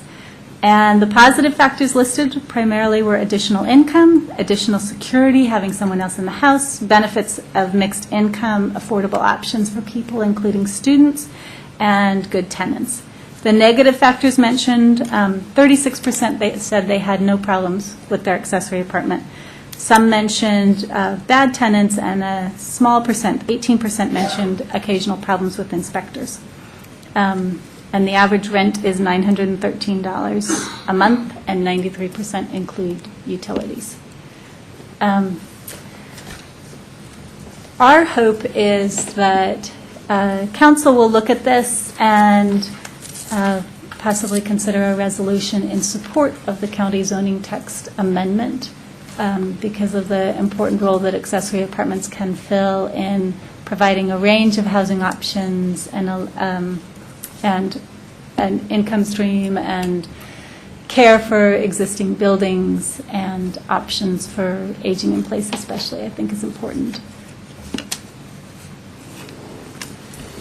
Questions? Is it your sense that, however this might go forward, that existing accessory apartments, especially those within the 300 feet of other ones, are grandfathered? Yes. And that the zoning text amendment language specifically says, from the date of the passage of this amendment on, so that they would. And is your sense, do you have any sense that there there are concentrations now, like, for example, on Sycamore Avenue, because of the type of housing that was built in a particular area? Why is it that we have those concentrations? I think you've put your finger on one reason, that there's some types of housing lend themselves better than others, just because of the structure of the building. I think that there's also some informing of residents of one another, so people learn from each other and see that something works well and decide to join in. I think also the experience in Wards 1 and Wards 3, from my observation, I'm a resident of Ward 1, has been quite smooth. And so I think that that has informed how people consider taking one on as well. And just one quick other comment, and then I'll go to my colleagues. It's interesting to me that among the county council comments I've seen on this recently, as it's come up, one of the concerns that was expressed was that it would kind of put a hardship on particular areas for things like schools. And interesting that we know of children living in accessory apartments. Yeah. Councilmember Schultz. Thank you, Roz, for, I think, a really excellent explication of what this is about. It's very, very helpful. I think in my ward, I've detected a sensitivity of concern about abuse, where somebody gets, well, two kinds. One where they have they have obtained that ability to have an accessory apartment, notwithstanding the fact that according to this diagram, it looks like there may be only two in my entire ward, or they've created an accessory apartment that is not allowed. They've done it illegally. But one way or the other, then, that people get overloaded into the unit, and it's probably a credible. I mean, you can give some credence to the fear by virtue of the fact that we have some poorer people in the community who have got extended families, and the culture that some of these folks come from is that's a normal kind of a situation where you just have a home and you get as many people, family members in there that you can fit, and everybody, that's how you make the economies of living in the greater Washington area work for you. But I gather from the survey or from the city's knowledge, it doesn't sound like that is a actual problem, it's really a very open-ended question. My observation at the county hearings and conversation is that oftentimes we're mixing things up. So the zoning text amendment before you is about accessory apartments, legal accessory apartments that fit these very specific criteria. That isn't to say that there aren't problems with illegal group homes, where people may crowd in more than are allowed. The county zoning allows 5 unrelated adults living in a single-family home. I think part of the motivation behind the county planning office staff trying to do this is to bring into the fold people who may have bootlegged accessory apartments, people who may be doing this and they don't have a special exception to do it because the process is burdensome and slow and expensive. That makes sense. And if we can bring them into the fold to be legal, then they have regular inspections for lead paint and various safety issues, egress issues, things like that. And so it gives the opportunity to make sure that this is safe housing and that it follows these characteristics that are required. There are issues of enforcement that that are different than this. The enforcement for accessory apartments in Tacoma Park now tends to come complaint-driven. Sometimes a disgruntled tenant will call in and say they think they're living in an illegal apartment. Sometimes neighbors might complain. And that sets in motion the processes the Housing and Community Development Department has in place for code violation and inspection and that kind of thing. Those can also be triggered on illegal group homes, and that's another aspect to try and tackle. I know it's complicated, that there's easy to get these things mixed up, but I do agree with you that to the extent that you can entice property owners to follow the accessory apartment rules, you're going to improve the situation because there will be periodic inspections and all of that. There's no question. So thanks. That's very helpful, believe it or not. Open-ended question and a good answer. Thank you. And I'll take the opportunity to check with Councilmember Grimes at this point, see if you have any questions. I'm generally supportive of the accessory apartment for reasons that have been discussed. I'll note that just off the top of my head, I can think of 3 neighbors, longtime Tacoma Park residents within a couple of blocks of my house. The council probably knows them all, who have accessory apartments that are rented out in their own homes. And I've never heard of any kind of complaints from tenants or the homeowners or from neighbors in these cases. I don't much like the parking requirement or the 300-foot, but I suppose the grandfathering would help there if I caught that one correctly. So I would support the ZTA, and I do recognize that the special exception process is pretty onerous on the person who's applying, and I just don't see a whole lot of potential for abuse. When I look around Tacoma Park, I just don't see people entering into this kind of situation in an abusive manner. So I'm supportive. Thank you. Okay. Councilmember Siemens. Thank you, Mayor. And thank you, Roz. So it's great to see you standing here as a city staff member. Thank you. The requirements, you mentioned the requirements for the R60 lot size and things like that. If someone, a lot of the homes in Tacoma Park and the R60 properties really don't conform to the current standards, so I assume that just by applying for an accessory apartment, that wouldn't say that their lot now has to conform to the current standards? If you're asking if they would have to move their house to accommodate setbacks or something like that? I'm saying no. that they would be precluded from having the accessory apartment because their lot doesn't conform to the current standards. For the by right, if it's an attached apartment and it's 800 square feet or smaller and it's in an R60 and they have one off-street parking spot, if it fits all the criteria mentioned, then they can do it by right. It's not an application process. Okay. If they don't fit some of those criteria, and they're specifically named in the proposal are 3, the concentration, if they're closer than 300 feet from the next one, the off-street parking, if they can show that there's adequate street parking, and a single entrance on the front, so a side or back entrance for the secondary unit. If they can go through the special exception process for any of those anyway, if they don't conform to the by right.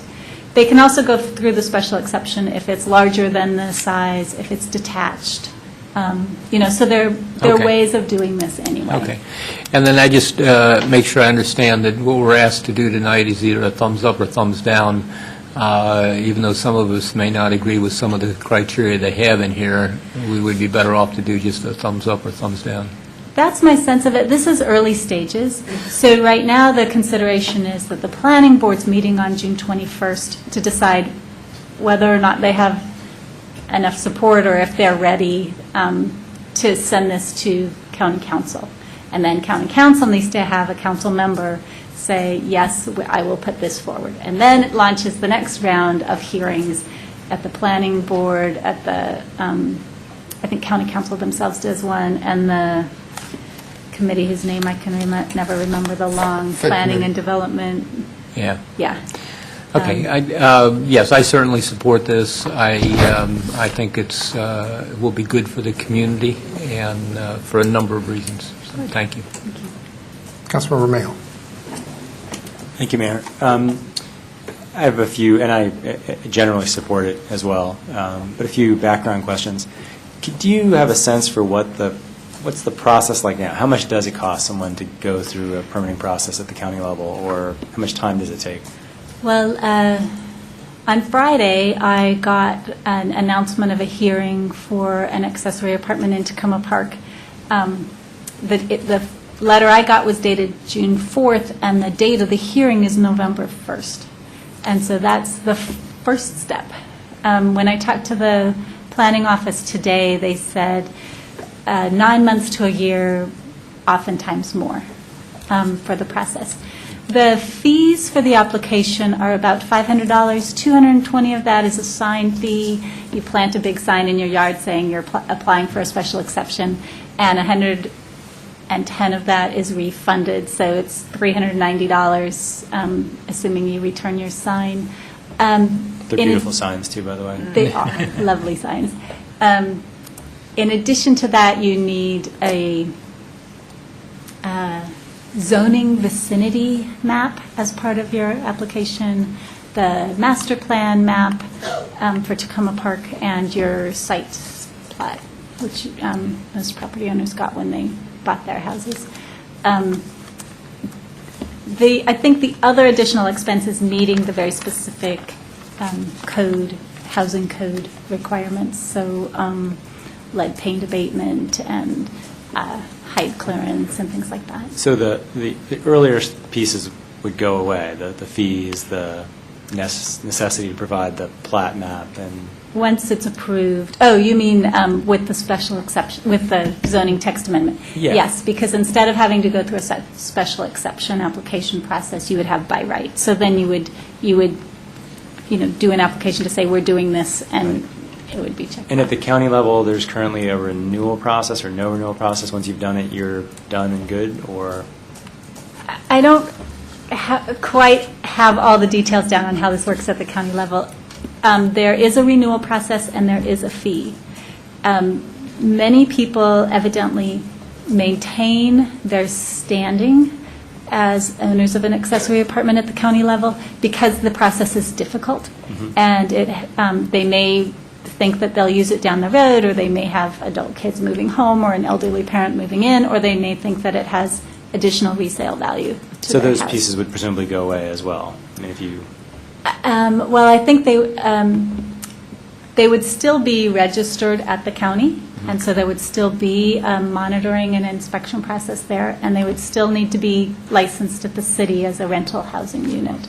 And so there would be And an then- annual fee and inspection. And then I'm just curious about some of the potential duplication of process. So if there's still a county process of inspection, if there's a city process of inspection, and my understanding from the summary the city staff provided earlier, we have our own process, but we contracted back to the county to undertake the process for us? The city contracts with the county to do the inspections, Okay. so the county does it as one inspection that serves counties and cities' purposes. One inspection with two separate sets of criteria. I haven't seen the forms they use. Do you know the details? I haven't seen the forms either, Councilmember Mayo, but they're looking at two different things. The county process is a zoning or a land use process. The city's emphasis is basically making sure that the rental unit is code compliant. So we're kind of looking at two different issues in terms of our processes. We simply contract with the county for our rental inspections, but it's a different part of the county operation that's dealing with this. Okay, so the county is not doing any lead paint or other inspection on an annual basis? We are actually going through on the, as part of the rental license, the lead paint certification is done through the city's process. Okay, and not a county process? Okay. I'm potentially interested in to some angle on us providing support in encouraging us to take this moment and look at any sort of duplication, overlap, any barrier that really doesn't produce a worthwhile public policy outcome. So if we're asking a question twice, the county and the city level, maybe we should take this as a time to just try to evaluate that. But that's where my questions were headed. And then the last question, I guess we don't, I'm just curious, sort of, if we have 50 now and the county makes this change, would we have 200? Would we have 500? Would we have 1,000? I mean, my guess is it would be, we might have 100 in 5 years. It's not that it's going to be a floodgate of new accessory apartments, but... The research shows that it's not a floodgate of new accessory apartments. The county actually tried to do some modification of the accessory apartment process about, I guess, 2003, 2004. And at the time, they surveyed a bunch of other cities that were doing similar things and asked them if they had seen a large influx of new applications following it, and the answer was no, not at all. They had hoped they might see a 10% increase. But I think what I don't know and haven't been able to find is if there's been a study 5 years later. How long did it take for people to be educated about it and decide they wanted to take the step themselves? I don't know. And last, just quick comment. You noted the reasons for rentor dissatisfaction.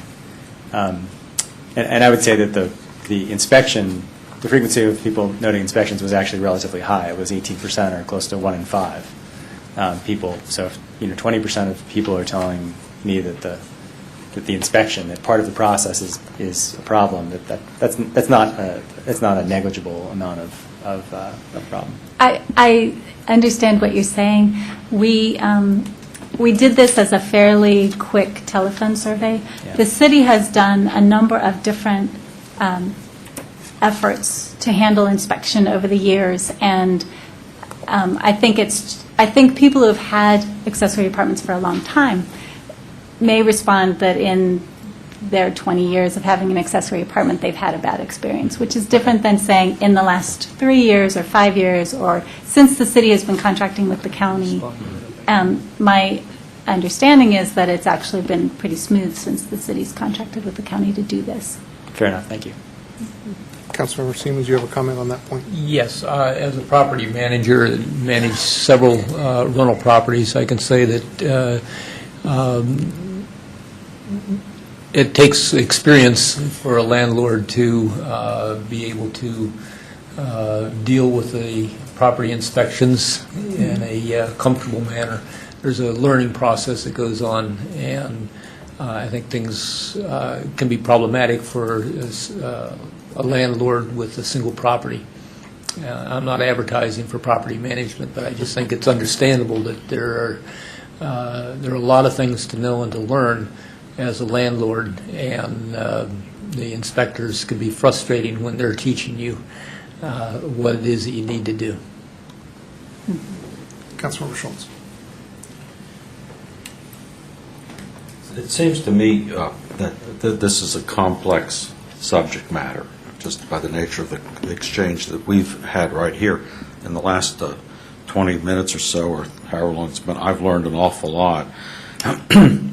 And I think it might be a good idea for us to think about having, since this is early in the county's process, we might have the time to schedule a public hearing on this for two reasons. One, I think to help allay fears that might be held but be unjustified. Second, to actually help make it known that, to educate people and to inform them of the opportunity of being able to have accessory apartments, and that under the proposed new law, it might be a fairly easy thing to do. I think that would be a good thing for us to think about doing. I don't know when that would need to be done from the county's point of view, but maybe in September or something like that.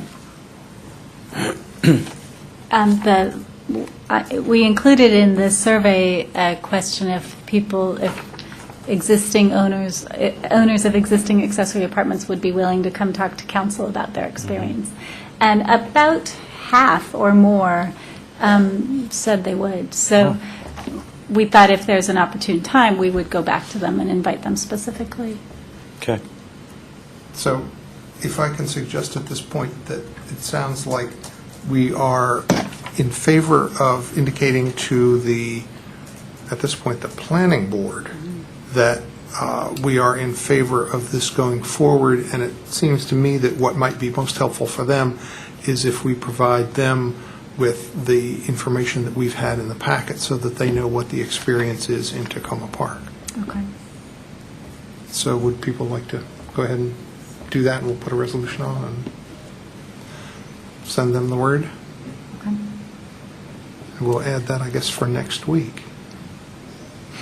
Like I said earlier this evening, we're loading up next week. Okay, thanks a lot. Thank you. Well, we may do that, but there's no chance to do that between now and next week.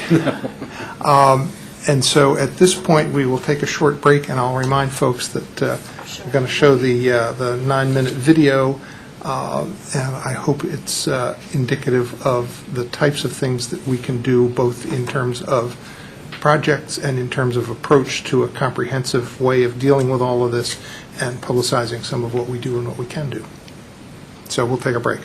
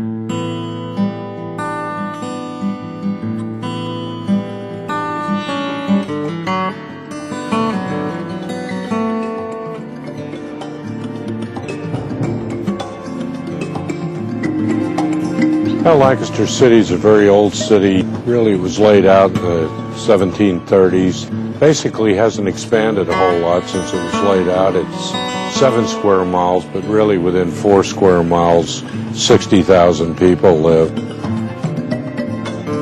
The Green Infrastructure Plan was in response to a problem that we were part of, and that is the pollution of the Chesapeake Bay. We have an old combined stormwater wastewater system where basically we take rainwater, mix it with sewerage, and pollute it.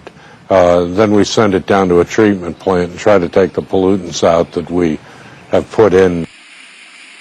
All of that combined flow goes to our treatment plant, and 85% of the time we can capture all of that storm flow in addition to the sanitary flow and treat it.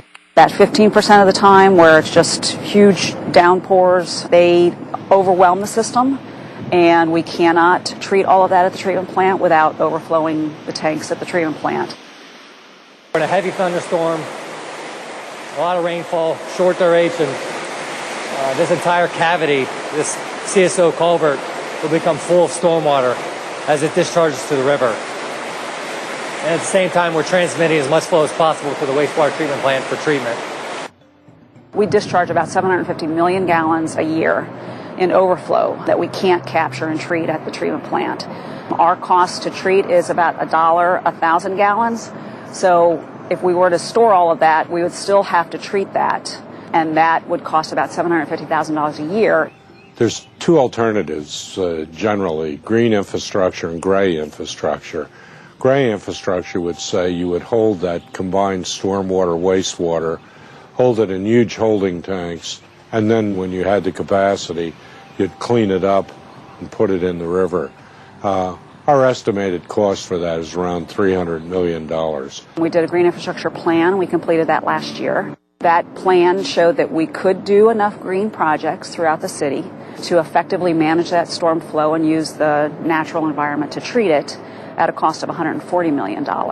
First of all, it seemed foolish to us to take stormwater, rain, and pollute it, and then try to clean it up. The Green Infrastructure Program, one of its primary goals is to take stormwater and infiltrate it back into the soil rather than put it in a combined wastewater stormwater system.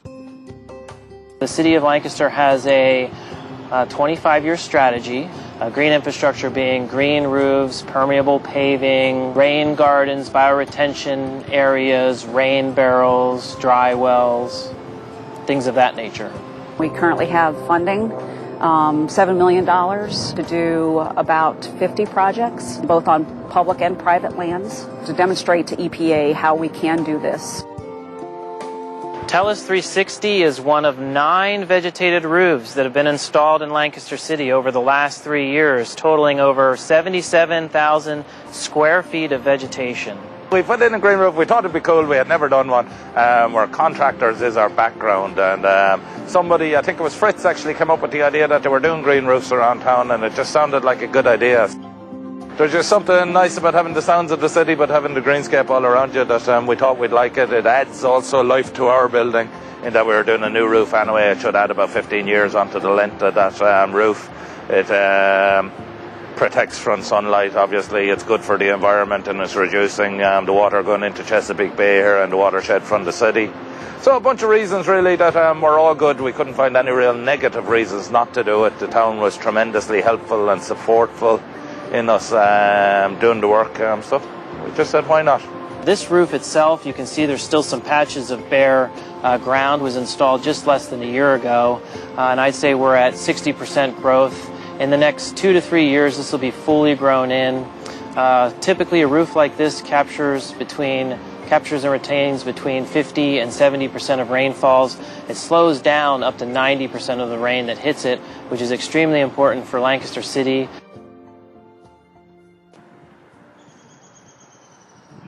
As we do each park improvement, we're including green infrastructure. We're trying to get stormwater to infuse. We're rebuilding a basketball court. What if we disconnected a lot of the storm drains on the streets that surround the park and pipe all that storm flow into a deeper gravel bed underneath the basketball court? We're already rebuilding the basketball court, and that's how we're really trying to approach this in terms of integrated infrastructure and trying to build green as we're doing other projects.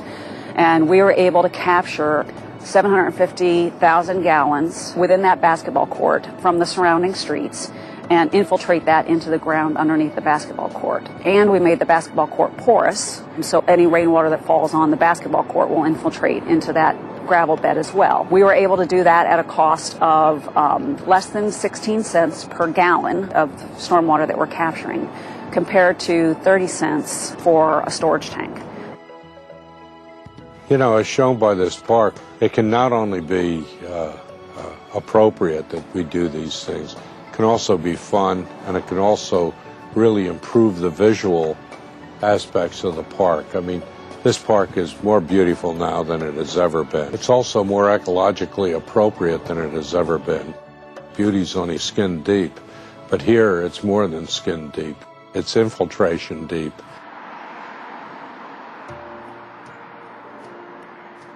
We see more and more rain barrels all over the city, and it's a good way. Last year in our garden, we didn't turn a hose on. We watered the entire garden out of the rain barrels. What we have here is a diverter that's coming directly from the downspout into the barrels. And what the diverter does is so essentially what's happening is here is this barrel's filling up, and then there's an overflow right behind here which is hidden, and then this barrel fills up, and then because those are filled up, essentially puts water back into the downspout. Essentially, it's hands-free. You should never have to worry about it. Tree canopy is important because it intercepts storm flow and doesn't allow it to get into the combined system. We have a 25% tree canopy. And usually for urban centers, you want to be at least 40% tree canopy, and that's over 6,000 trees that we have to plant. City of Lancaster has a tree planting program. We hold 2 plantings twice a year, in the spring and in the fall. And the city offers the property owners of Lancaster the opportunity to participate in the program. There's 20 different varieties of trees that they can choose from to plant in front of their homes within the city's right-of-way. With our program, we get the trees wholesale, and that's all the people pay for is the wholesale price of the tree. There has been research that shows that there are multiple benefits related to increase in property values, increase in rental rates, and increase in retail sales in communities that are lined with trees, in homes that are near parks and greenways. There's also a huge social impact that comes along with providing well-maintained, beautiful green spaces for everyone in the community. Everything is lifted when you look at a strategy like green infrastructure and you apply it through an entire community. You know, they talk about sustainability. Around here we talk about stewardship. We don't really have a right to ruin the water, to ruin the Chesapeake Bay, to ruin our natural environment, and then leave that for future generations. So ethically and morally, I think we have an obligation to go ahead and do what we can to leave as small a footprint as we can on the earth, and so there's as much as possible for future generations to enjoy the way we do.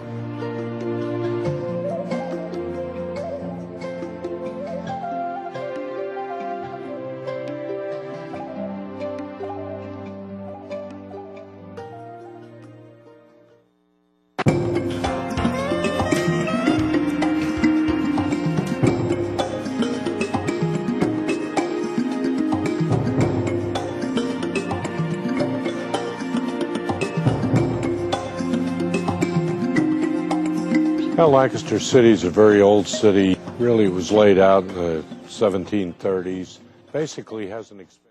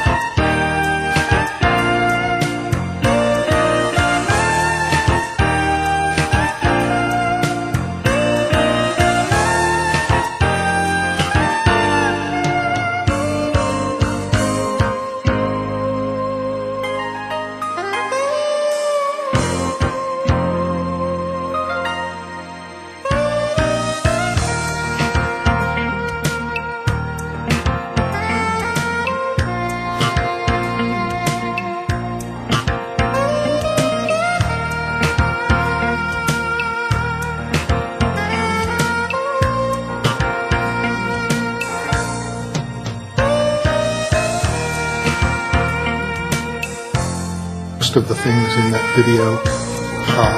There were some lessons to learn about how to integrate pervious concrete and pervious surfaces in there, and how to make it clear to people what the long-range vision is for what we're doing. So I thought that was helpful. And we're back to our regular meeting, and we have a quick little consent agenda with two items, resolution support for state funding for Montgomery Housing Partnership's Parkview Towers, and reservation adopting council rules of procedure. Like to move it? I'll second it. Okay, it's been moved and seconded. All those in favor, please say aye. Aye. Mayor Williams? Yes? Would you mind doing a roll call vote so that... Oh, that's right, Councilmember Grimes. Sorry, forgot about that. Will the clerk please call the roll? Mayor Williams? Aye. Councilmember Grimes? I heard that. Councilmember Mayo? Yes. Councilmember Daniels-Cohen? Yes. Councilmember Siemens? Aye. Councilmember Schultz? Aye. Okay, and we will now move to our remaining item on the agenda. Actually, there's two items on the agenda. Don't let me forget the closed session resolution at the end of the meeting. So we will go to the work session, to the continued discussion of redistricting. Deputy City Manager Ludlow is not able to be here this evening. We have been joined by the city attorney, and maybe if you have any advice or comments that you wish to make, that would be helpful. The deputy city manager provided us with some information that we requested about dealing with vacancies, and we'll go from there. I just thought that both options that the deputy city manager provided past legal concerns. Our biggest concern is that we not do an ad hoc change for vacancies, but rather come up with a policy that has good parameters that can be used in future elections and equally across the board in the city. And I think they're both good suggestions. I can cover either of them. I was also asked to just look at the question of federal law from the Voting Rights Act, whether there's any concerns that we hadn't looked at based on the criteria that you had given the committee. And the thing that was unspoken was looking at racial composition. And my having looked at that now makes me think that the committee has not missed anything, that basically the main concern is that we not dilute minority voting strength. Right now, there's a majority-minority ward in Ward 4, and that is not affected in any downward way by either of the options the committee put in front of you. And my guess is it wouldn't be further changed by this vacancy adjustment idea that's in front of the council. And these comments are to address the fact that in looking at the criteria that the committee used, they were looking at the city's criteria, and kind of over and above that, there are federal criteria. That's right, yes. And those are addressed. Yes. Okay. The main issue with the federal law is not to do anything purposely to be discriminatory, and I don't think there's a problem in the consideration that's before you. Okay. Councilmember Grimes. Yeah, I would actually welcome your elaborating just a little bit on that. To what extent do we need to have minority majority wards? To what extent do we need to have that? Can you elaborate at all, please? The main concept is that there shouldn't be any intent to dilute minority participation and strength and ability to be represented on the council. And right now we have one of our wards, Ward 4, is heavily African American, and there's really no intended change as we try to adjust the boundaries by either of the options that the committee put in front of you that would dilute what already exists. Okay, that's fine. Thank you. Other questions for the city attorney? Okay, thank you for that. So we have the proposal that's been put forward by the, or not the proposal, but the suggested criteria put forward by the deputy city manager. Did the city manager want to make any comments about that? Do people have thoughts about whether these fit the bill in terms of the type of thing that we are looking for vacancy, whether you have a preference?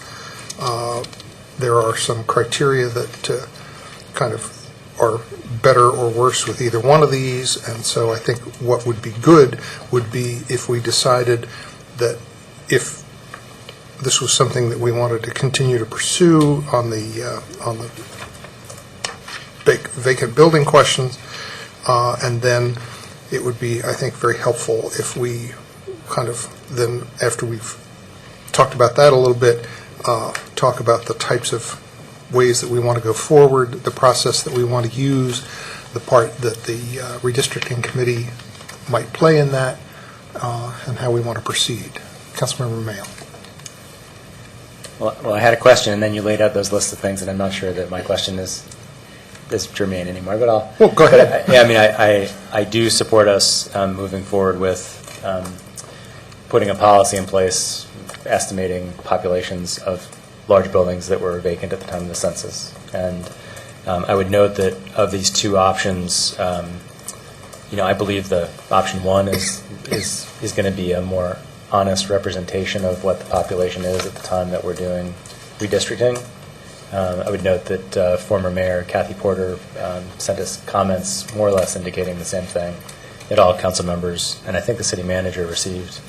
If not, I can forward those comments to you.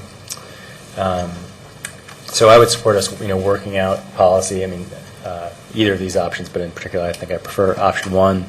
I'm assuming that if we were drafting policy on this, we would need the counsel of the city attorney to make sure we get the language right for the policy and legal reasons that she just enumerated. I think that's it for my comment. Councilmember Siemens.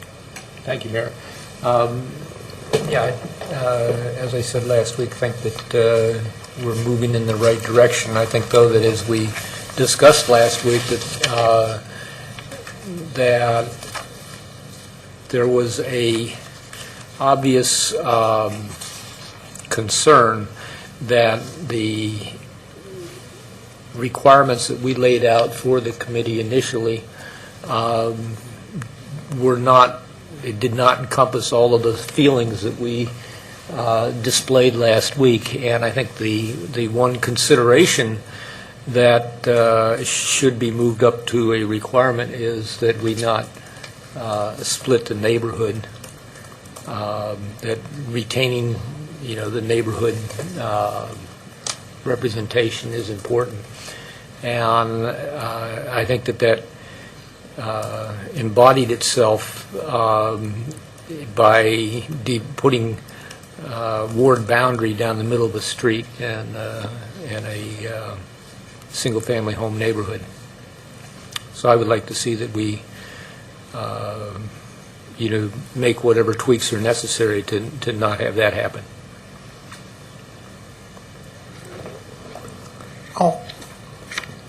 I'll venture a suggestion at this point. And feel free to discuss, reject, hug it to your chest and say, yes, that's what I would have said, whatever you wish. There will be no hard feelings if people say, no, let's go a different direction, or no, we need more discussion. But I would suggest that a way forward might be to say that we like option one as presented by the deputy city manager for the vacancy question,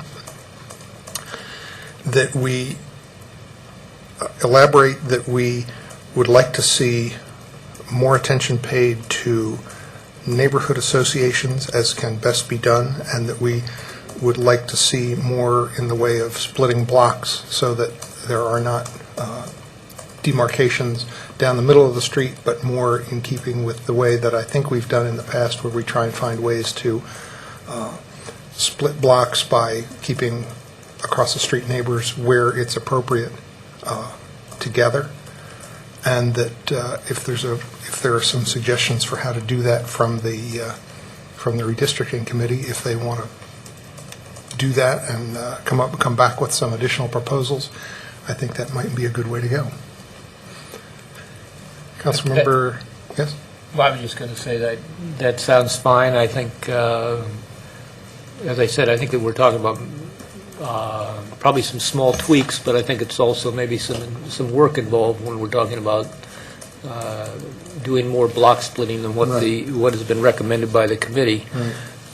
But I'm reticent to ask the committee or to demand that the committee do that because I was putting it as that is a possible way to proceed, and might be something we ask staff to do if necessary. But we'll let it go there. Councilmember Schultz.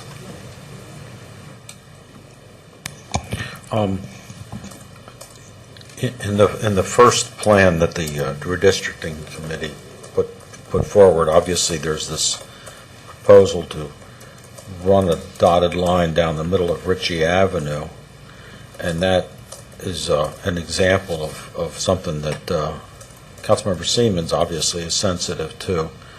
But I'm also, probably more concerned about actually splitting census blocks for the sake of keeping facing people on the same street in the same ward. When as was made extremely clear at the last council session by members of the redistricting committee, when you start splitting census blocks as opposed to geographic blocks, you throw yourself into an area of unknowability, of just guesstimations of what's on that block. And I think that's something that we need to try to minimize to the extent possible. I understand the concern about running a ward line down the middle of a street, but frankly, I'm not sure I understand. When you think about it, what is wrong with people on opposite sides of the street being in different wards? It's not like this is a very particularly partisan city council, or has ever been a very partisan city council. We've got to draw the lines somewhere.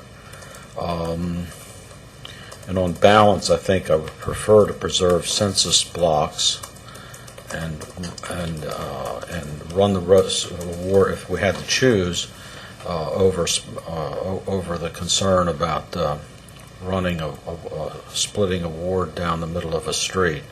Obviously, we'd like to be able to minimize both, if at all possible, and but I doubt that that's completely possible. And I would disagree. I think that the current configuration that we have of wards and the way that neighborhood associations are set up and the way that people live is they're much more engaged with their across the street neighbors than their behind neighbors.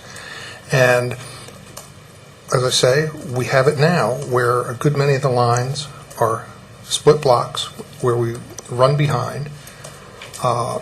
Sure, it's a little bit less certain, but it's not, I don't see it as a major problem. We can make things look pretty on a piece of paper, but it's not the way people live.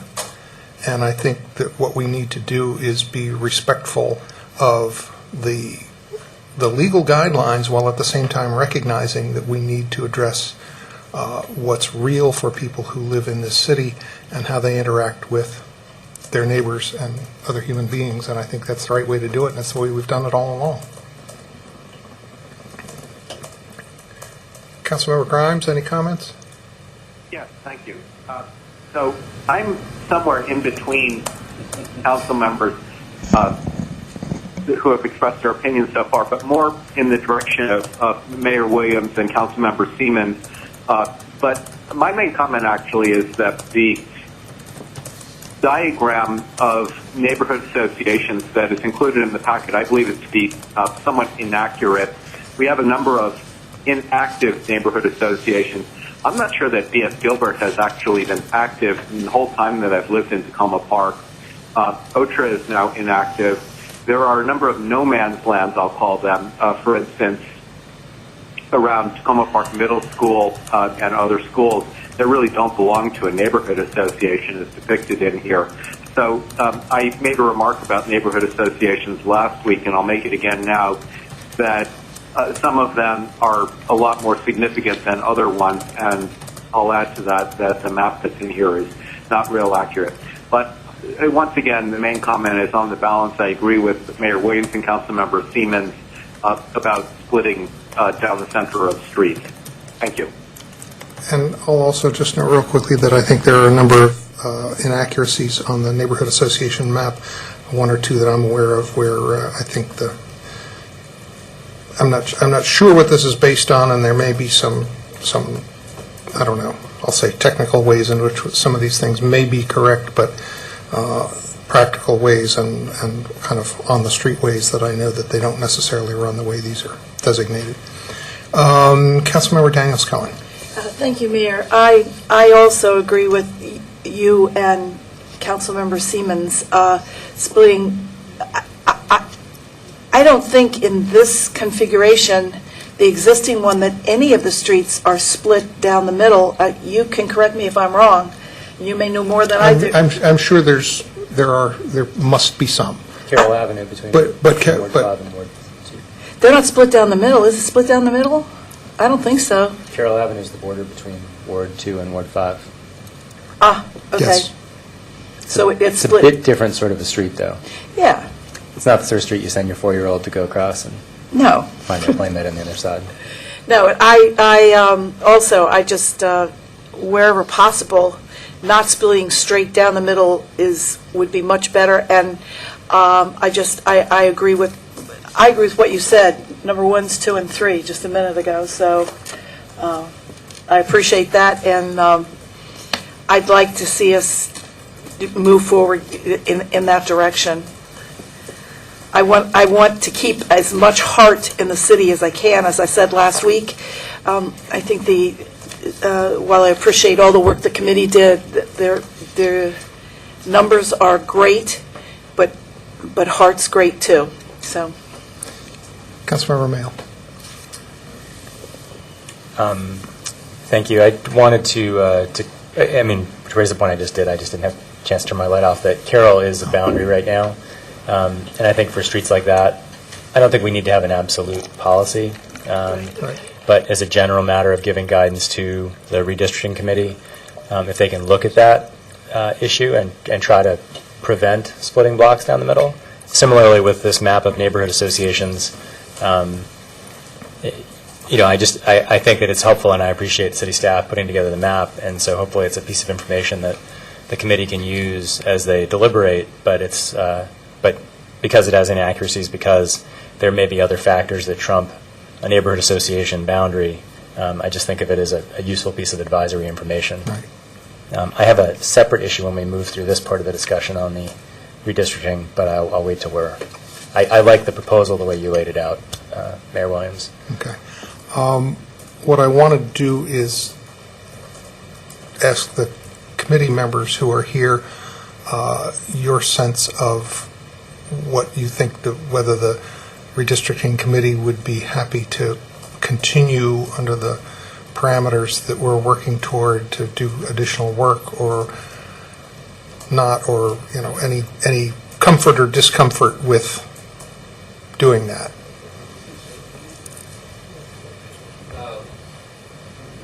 Yep.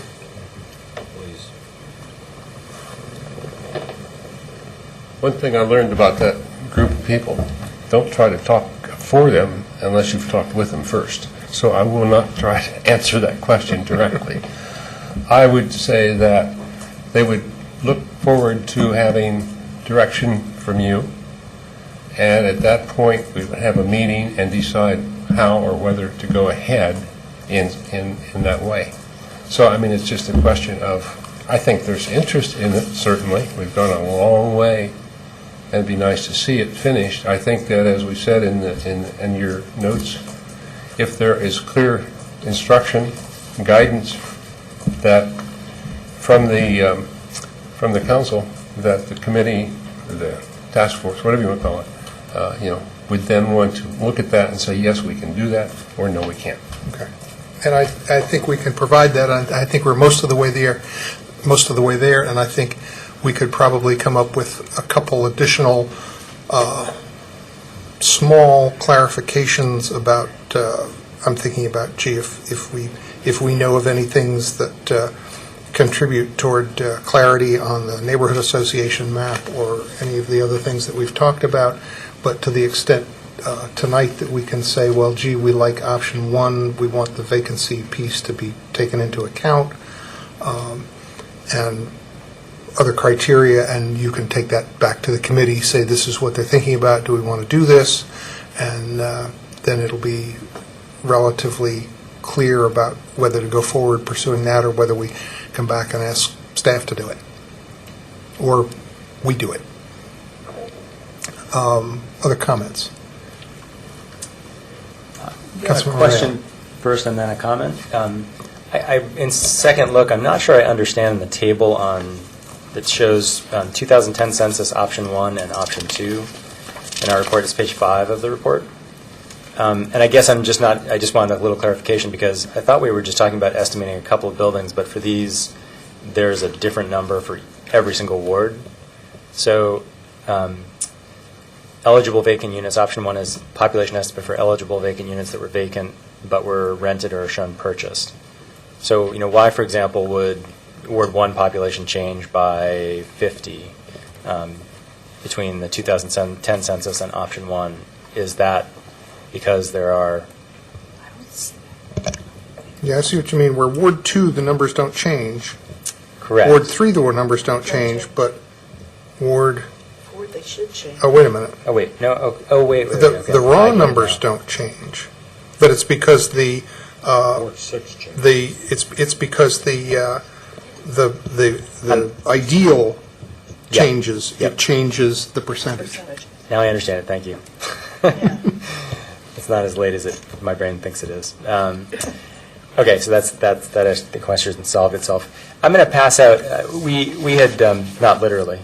I'm going to pass out a handout in a second, but we had a few months ago talked about a proposal that some community members were talking about in terms of creating a 3-ward system in the city and having a different form of electing at-large representatives. And, the issue came up, it was discussed, there was a bit of petitioning that went on.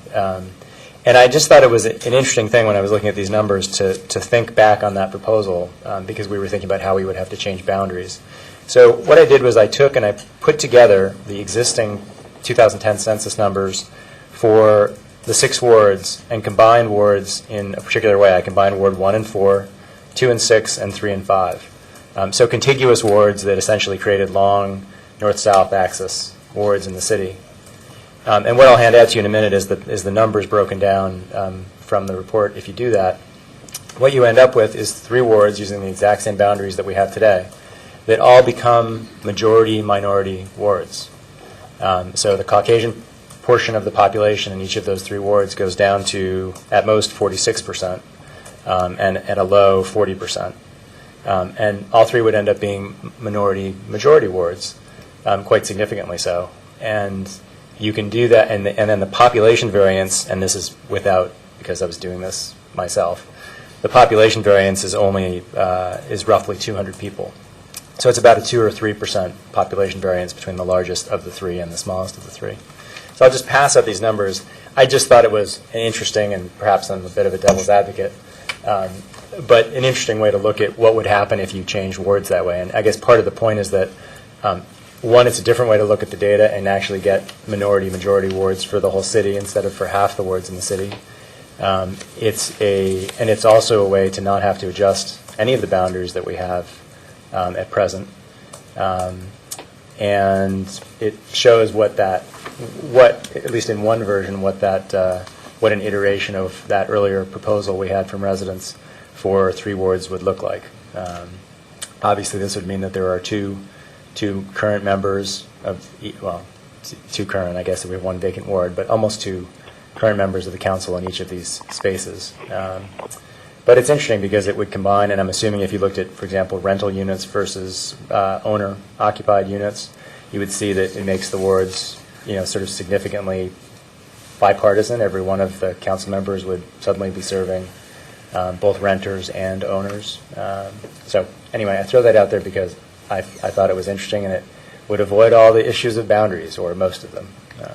And if I can just check with the city attorney about whether something like this would, thinking about that federal requirement in terms of race, would a proposal like this be seen as a dilution of minority strength in representation, going from currently, I guess in these figures, 68% African American majority in Ward 4 to kind of splitting it equally among 3 super wards? Is there something that we would need to consider on some proposal like this, where it gets at the minority dilution argument that you were talking about at the beginning? No quick response. I want to think about that. But I will come back on that, especially if this is a real proposal. I don't know if it is yet, but that question struck me. Yeah, I don't know if it is a real proposal either, but I just pointed out because I thought it was a learning opportunity. Councilmember Siemens. I think it's a learning opportunity. I think it's kind of off topic, but I'm less reticent to give a quick response. I think the thing that's missing from your numbers here is the number of voters from each of these districts, and I think that's where I have a problem with this approach, because if you look at the wards that are being combined with wards 4, 5, and 6 being combined respectively with 1, 3, and 2, we have the 3 wards who have the highest voter turnouts, coupling with the 3 wards that have the lowest voter turnouts. And so I would be interested to know what the goals are. I'm sure it's not just to have an easier way to draw the lines. I think my understanding of when Fair Vote brought this idea to the council before the last election, they were talking about increasing participation in the elections. And I have the same concern with this that I had with the Fair Vote proposal, is that I don't see how it accomplishes that goal, if that is your goal. If it's a way to draw the lines differently than what was proposed by the redistricting committee, certainly it does that. And I think if I could just respond to that, again, I thought a learning moment, not that I'm making a strong and forceful presentation on this. I do think the point you raise is really valid and really interesting in terms of participation in elections, and I don't know if there's how election law relates to that, whether you have to also consider likely turnout and how that might sway things. But I do think if I thought about it as myself as a candidate, and I'm assuming other candidates, that regardless of whether turnout was low, I would have campaigned differently, for example, if I had a large renter population. If I had many more large apartment buildings in my ward during campaigning, I would have made a much more concerted effort to try to get in all those buildings. I, as a council member, would want to clarify and simplify and make it very easy for candidates to get into apartment buildings as a matter of course. That's an example of, I think, how my behavior would have changed as a candidate, even if I knew that, let's say, turnout was going to be 10% less from the new area versus the old. And so that would, I think, I'm speaking from a personal basis, that would make me behave differently as a candidate, again, even if turnout was going to be 10% lower or 20% lower in the new place. And I think the same thing is true for minority or race or ethnicity related reasons. I would have you get to know your demographic, and you focus most heavily on the people who are likely to vote, but at least for me when I was running, you also hold that hope you can sway a few new people who have never come out to vote before. You knock on those doors that people have never, where they haven't turned out in 3 elections or 4 elections, or maybe where they turned out once, or maybe they turned out in 2008, and you think, well, I can turn them for the first time and get them to show up for a municipal election. So personally, I think I would have worked harder if this had been my ward. And I think that would have been, a great plus that would come from possibly something like this. I think, again, I would advocate that we start out with what is it that we want to accomplish, and that might be one thing. And then what are the best ways to accomplish those goals? Changing the ward structure may or may not be the best way to accomplish those goals. Requiring you to come with me to visit the apartments might be another way. My fear with this approach is that since the likely higher number of voters would come from Ward 1, if you couple that with Ward 4, people tend to vote for people who kind of are more like them, and so it would put the current Ward 4 residents at somewhat of a disadvantage. In practical terms, ending up with potentially 2 council members each from Wards 1, 2, and 3. No, it would probably be 4, 2, and 3. Oh, okay. No offense, Seth. I'm tempted to say at this point that we thank you for that contribution. We'll take you at your word that this was not necessarily a serious proposal at this point, and try and come to some conclusion for the discussion this evening so we can give some clear direction to the representatives who are here from the redistricting committee so that they can take something back to their colleagues and see what they want to do with this. And also, I'll go back to where I think we are, which is adding the option 1 for the vacancy piece, the direction to kind of pay some more attention to neighborhood associations and splitting of blocks to address more of how people live and relate to their neighbors, and while recognizing that there's going to be no cut and dried formula for exactly where it should and shouldn't happen, or can and can't happen, but to try and make that reflect more accurately the way things are, and come back to us with an indication that the redistricting committee would like to do that work, and if so, then maybe a time frame for what might be necessary to come back with some options. Does that sound like a sounds like a plan? Like a plan? Councilmember Grimes? Yeah. I heard a yes. Yeah. Okay. Does that give the members of the redistricting committee who are here sufficient direction for what you might need to go back to your colleagues? Yeah, I think we need to talk. Right. Okay. Good. Thank you.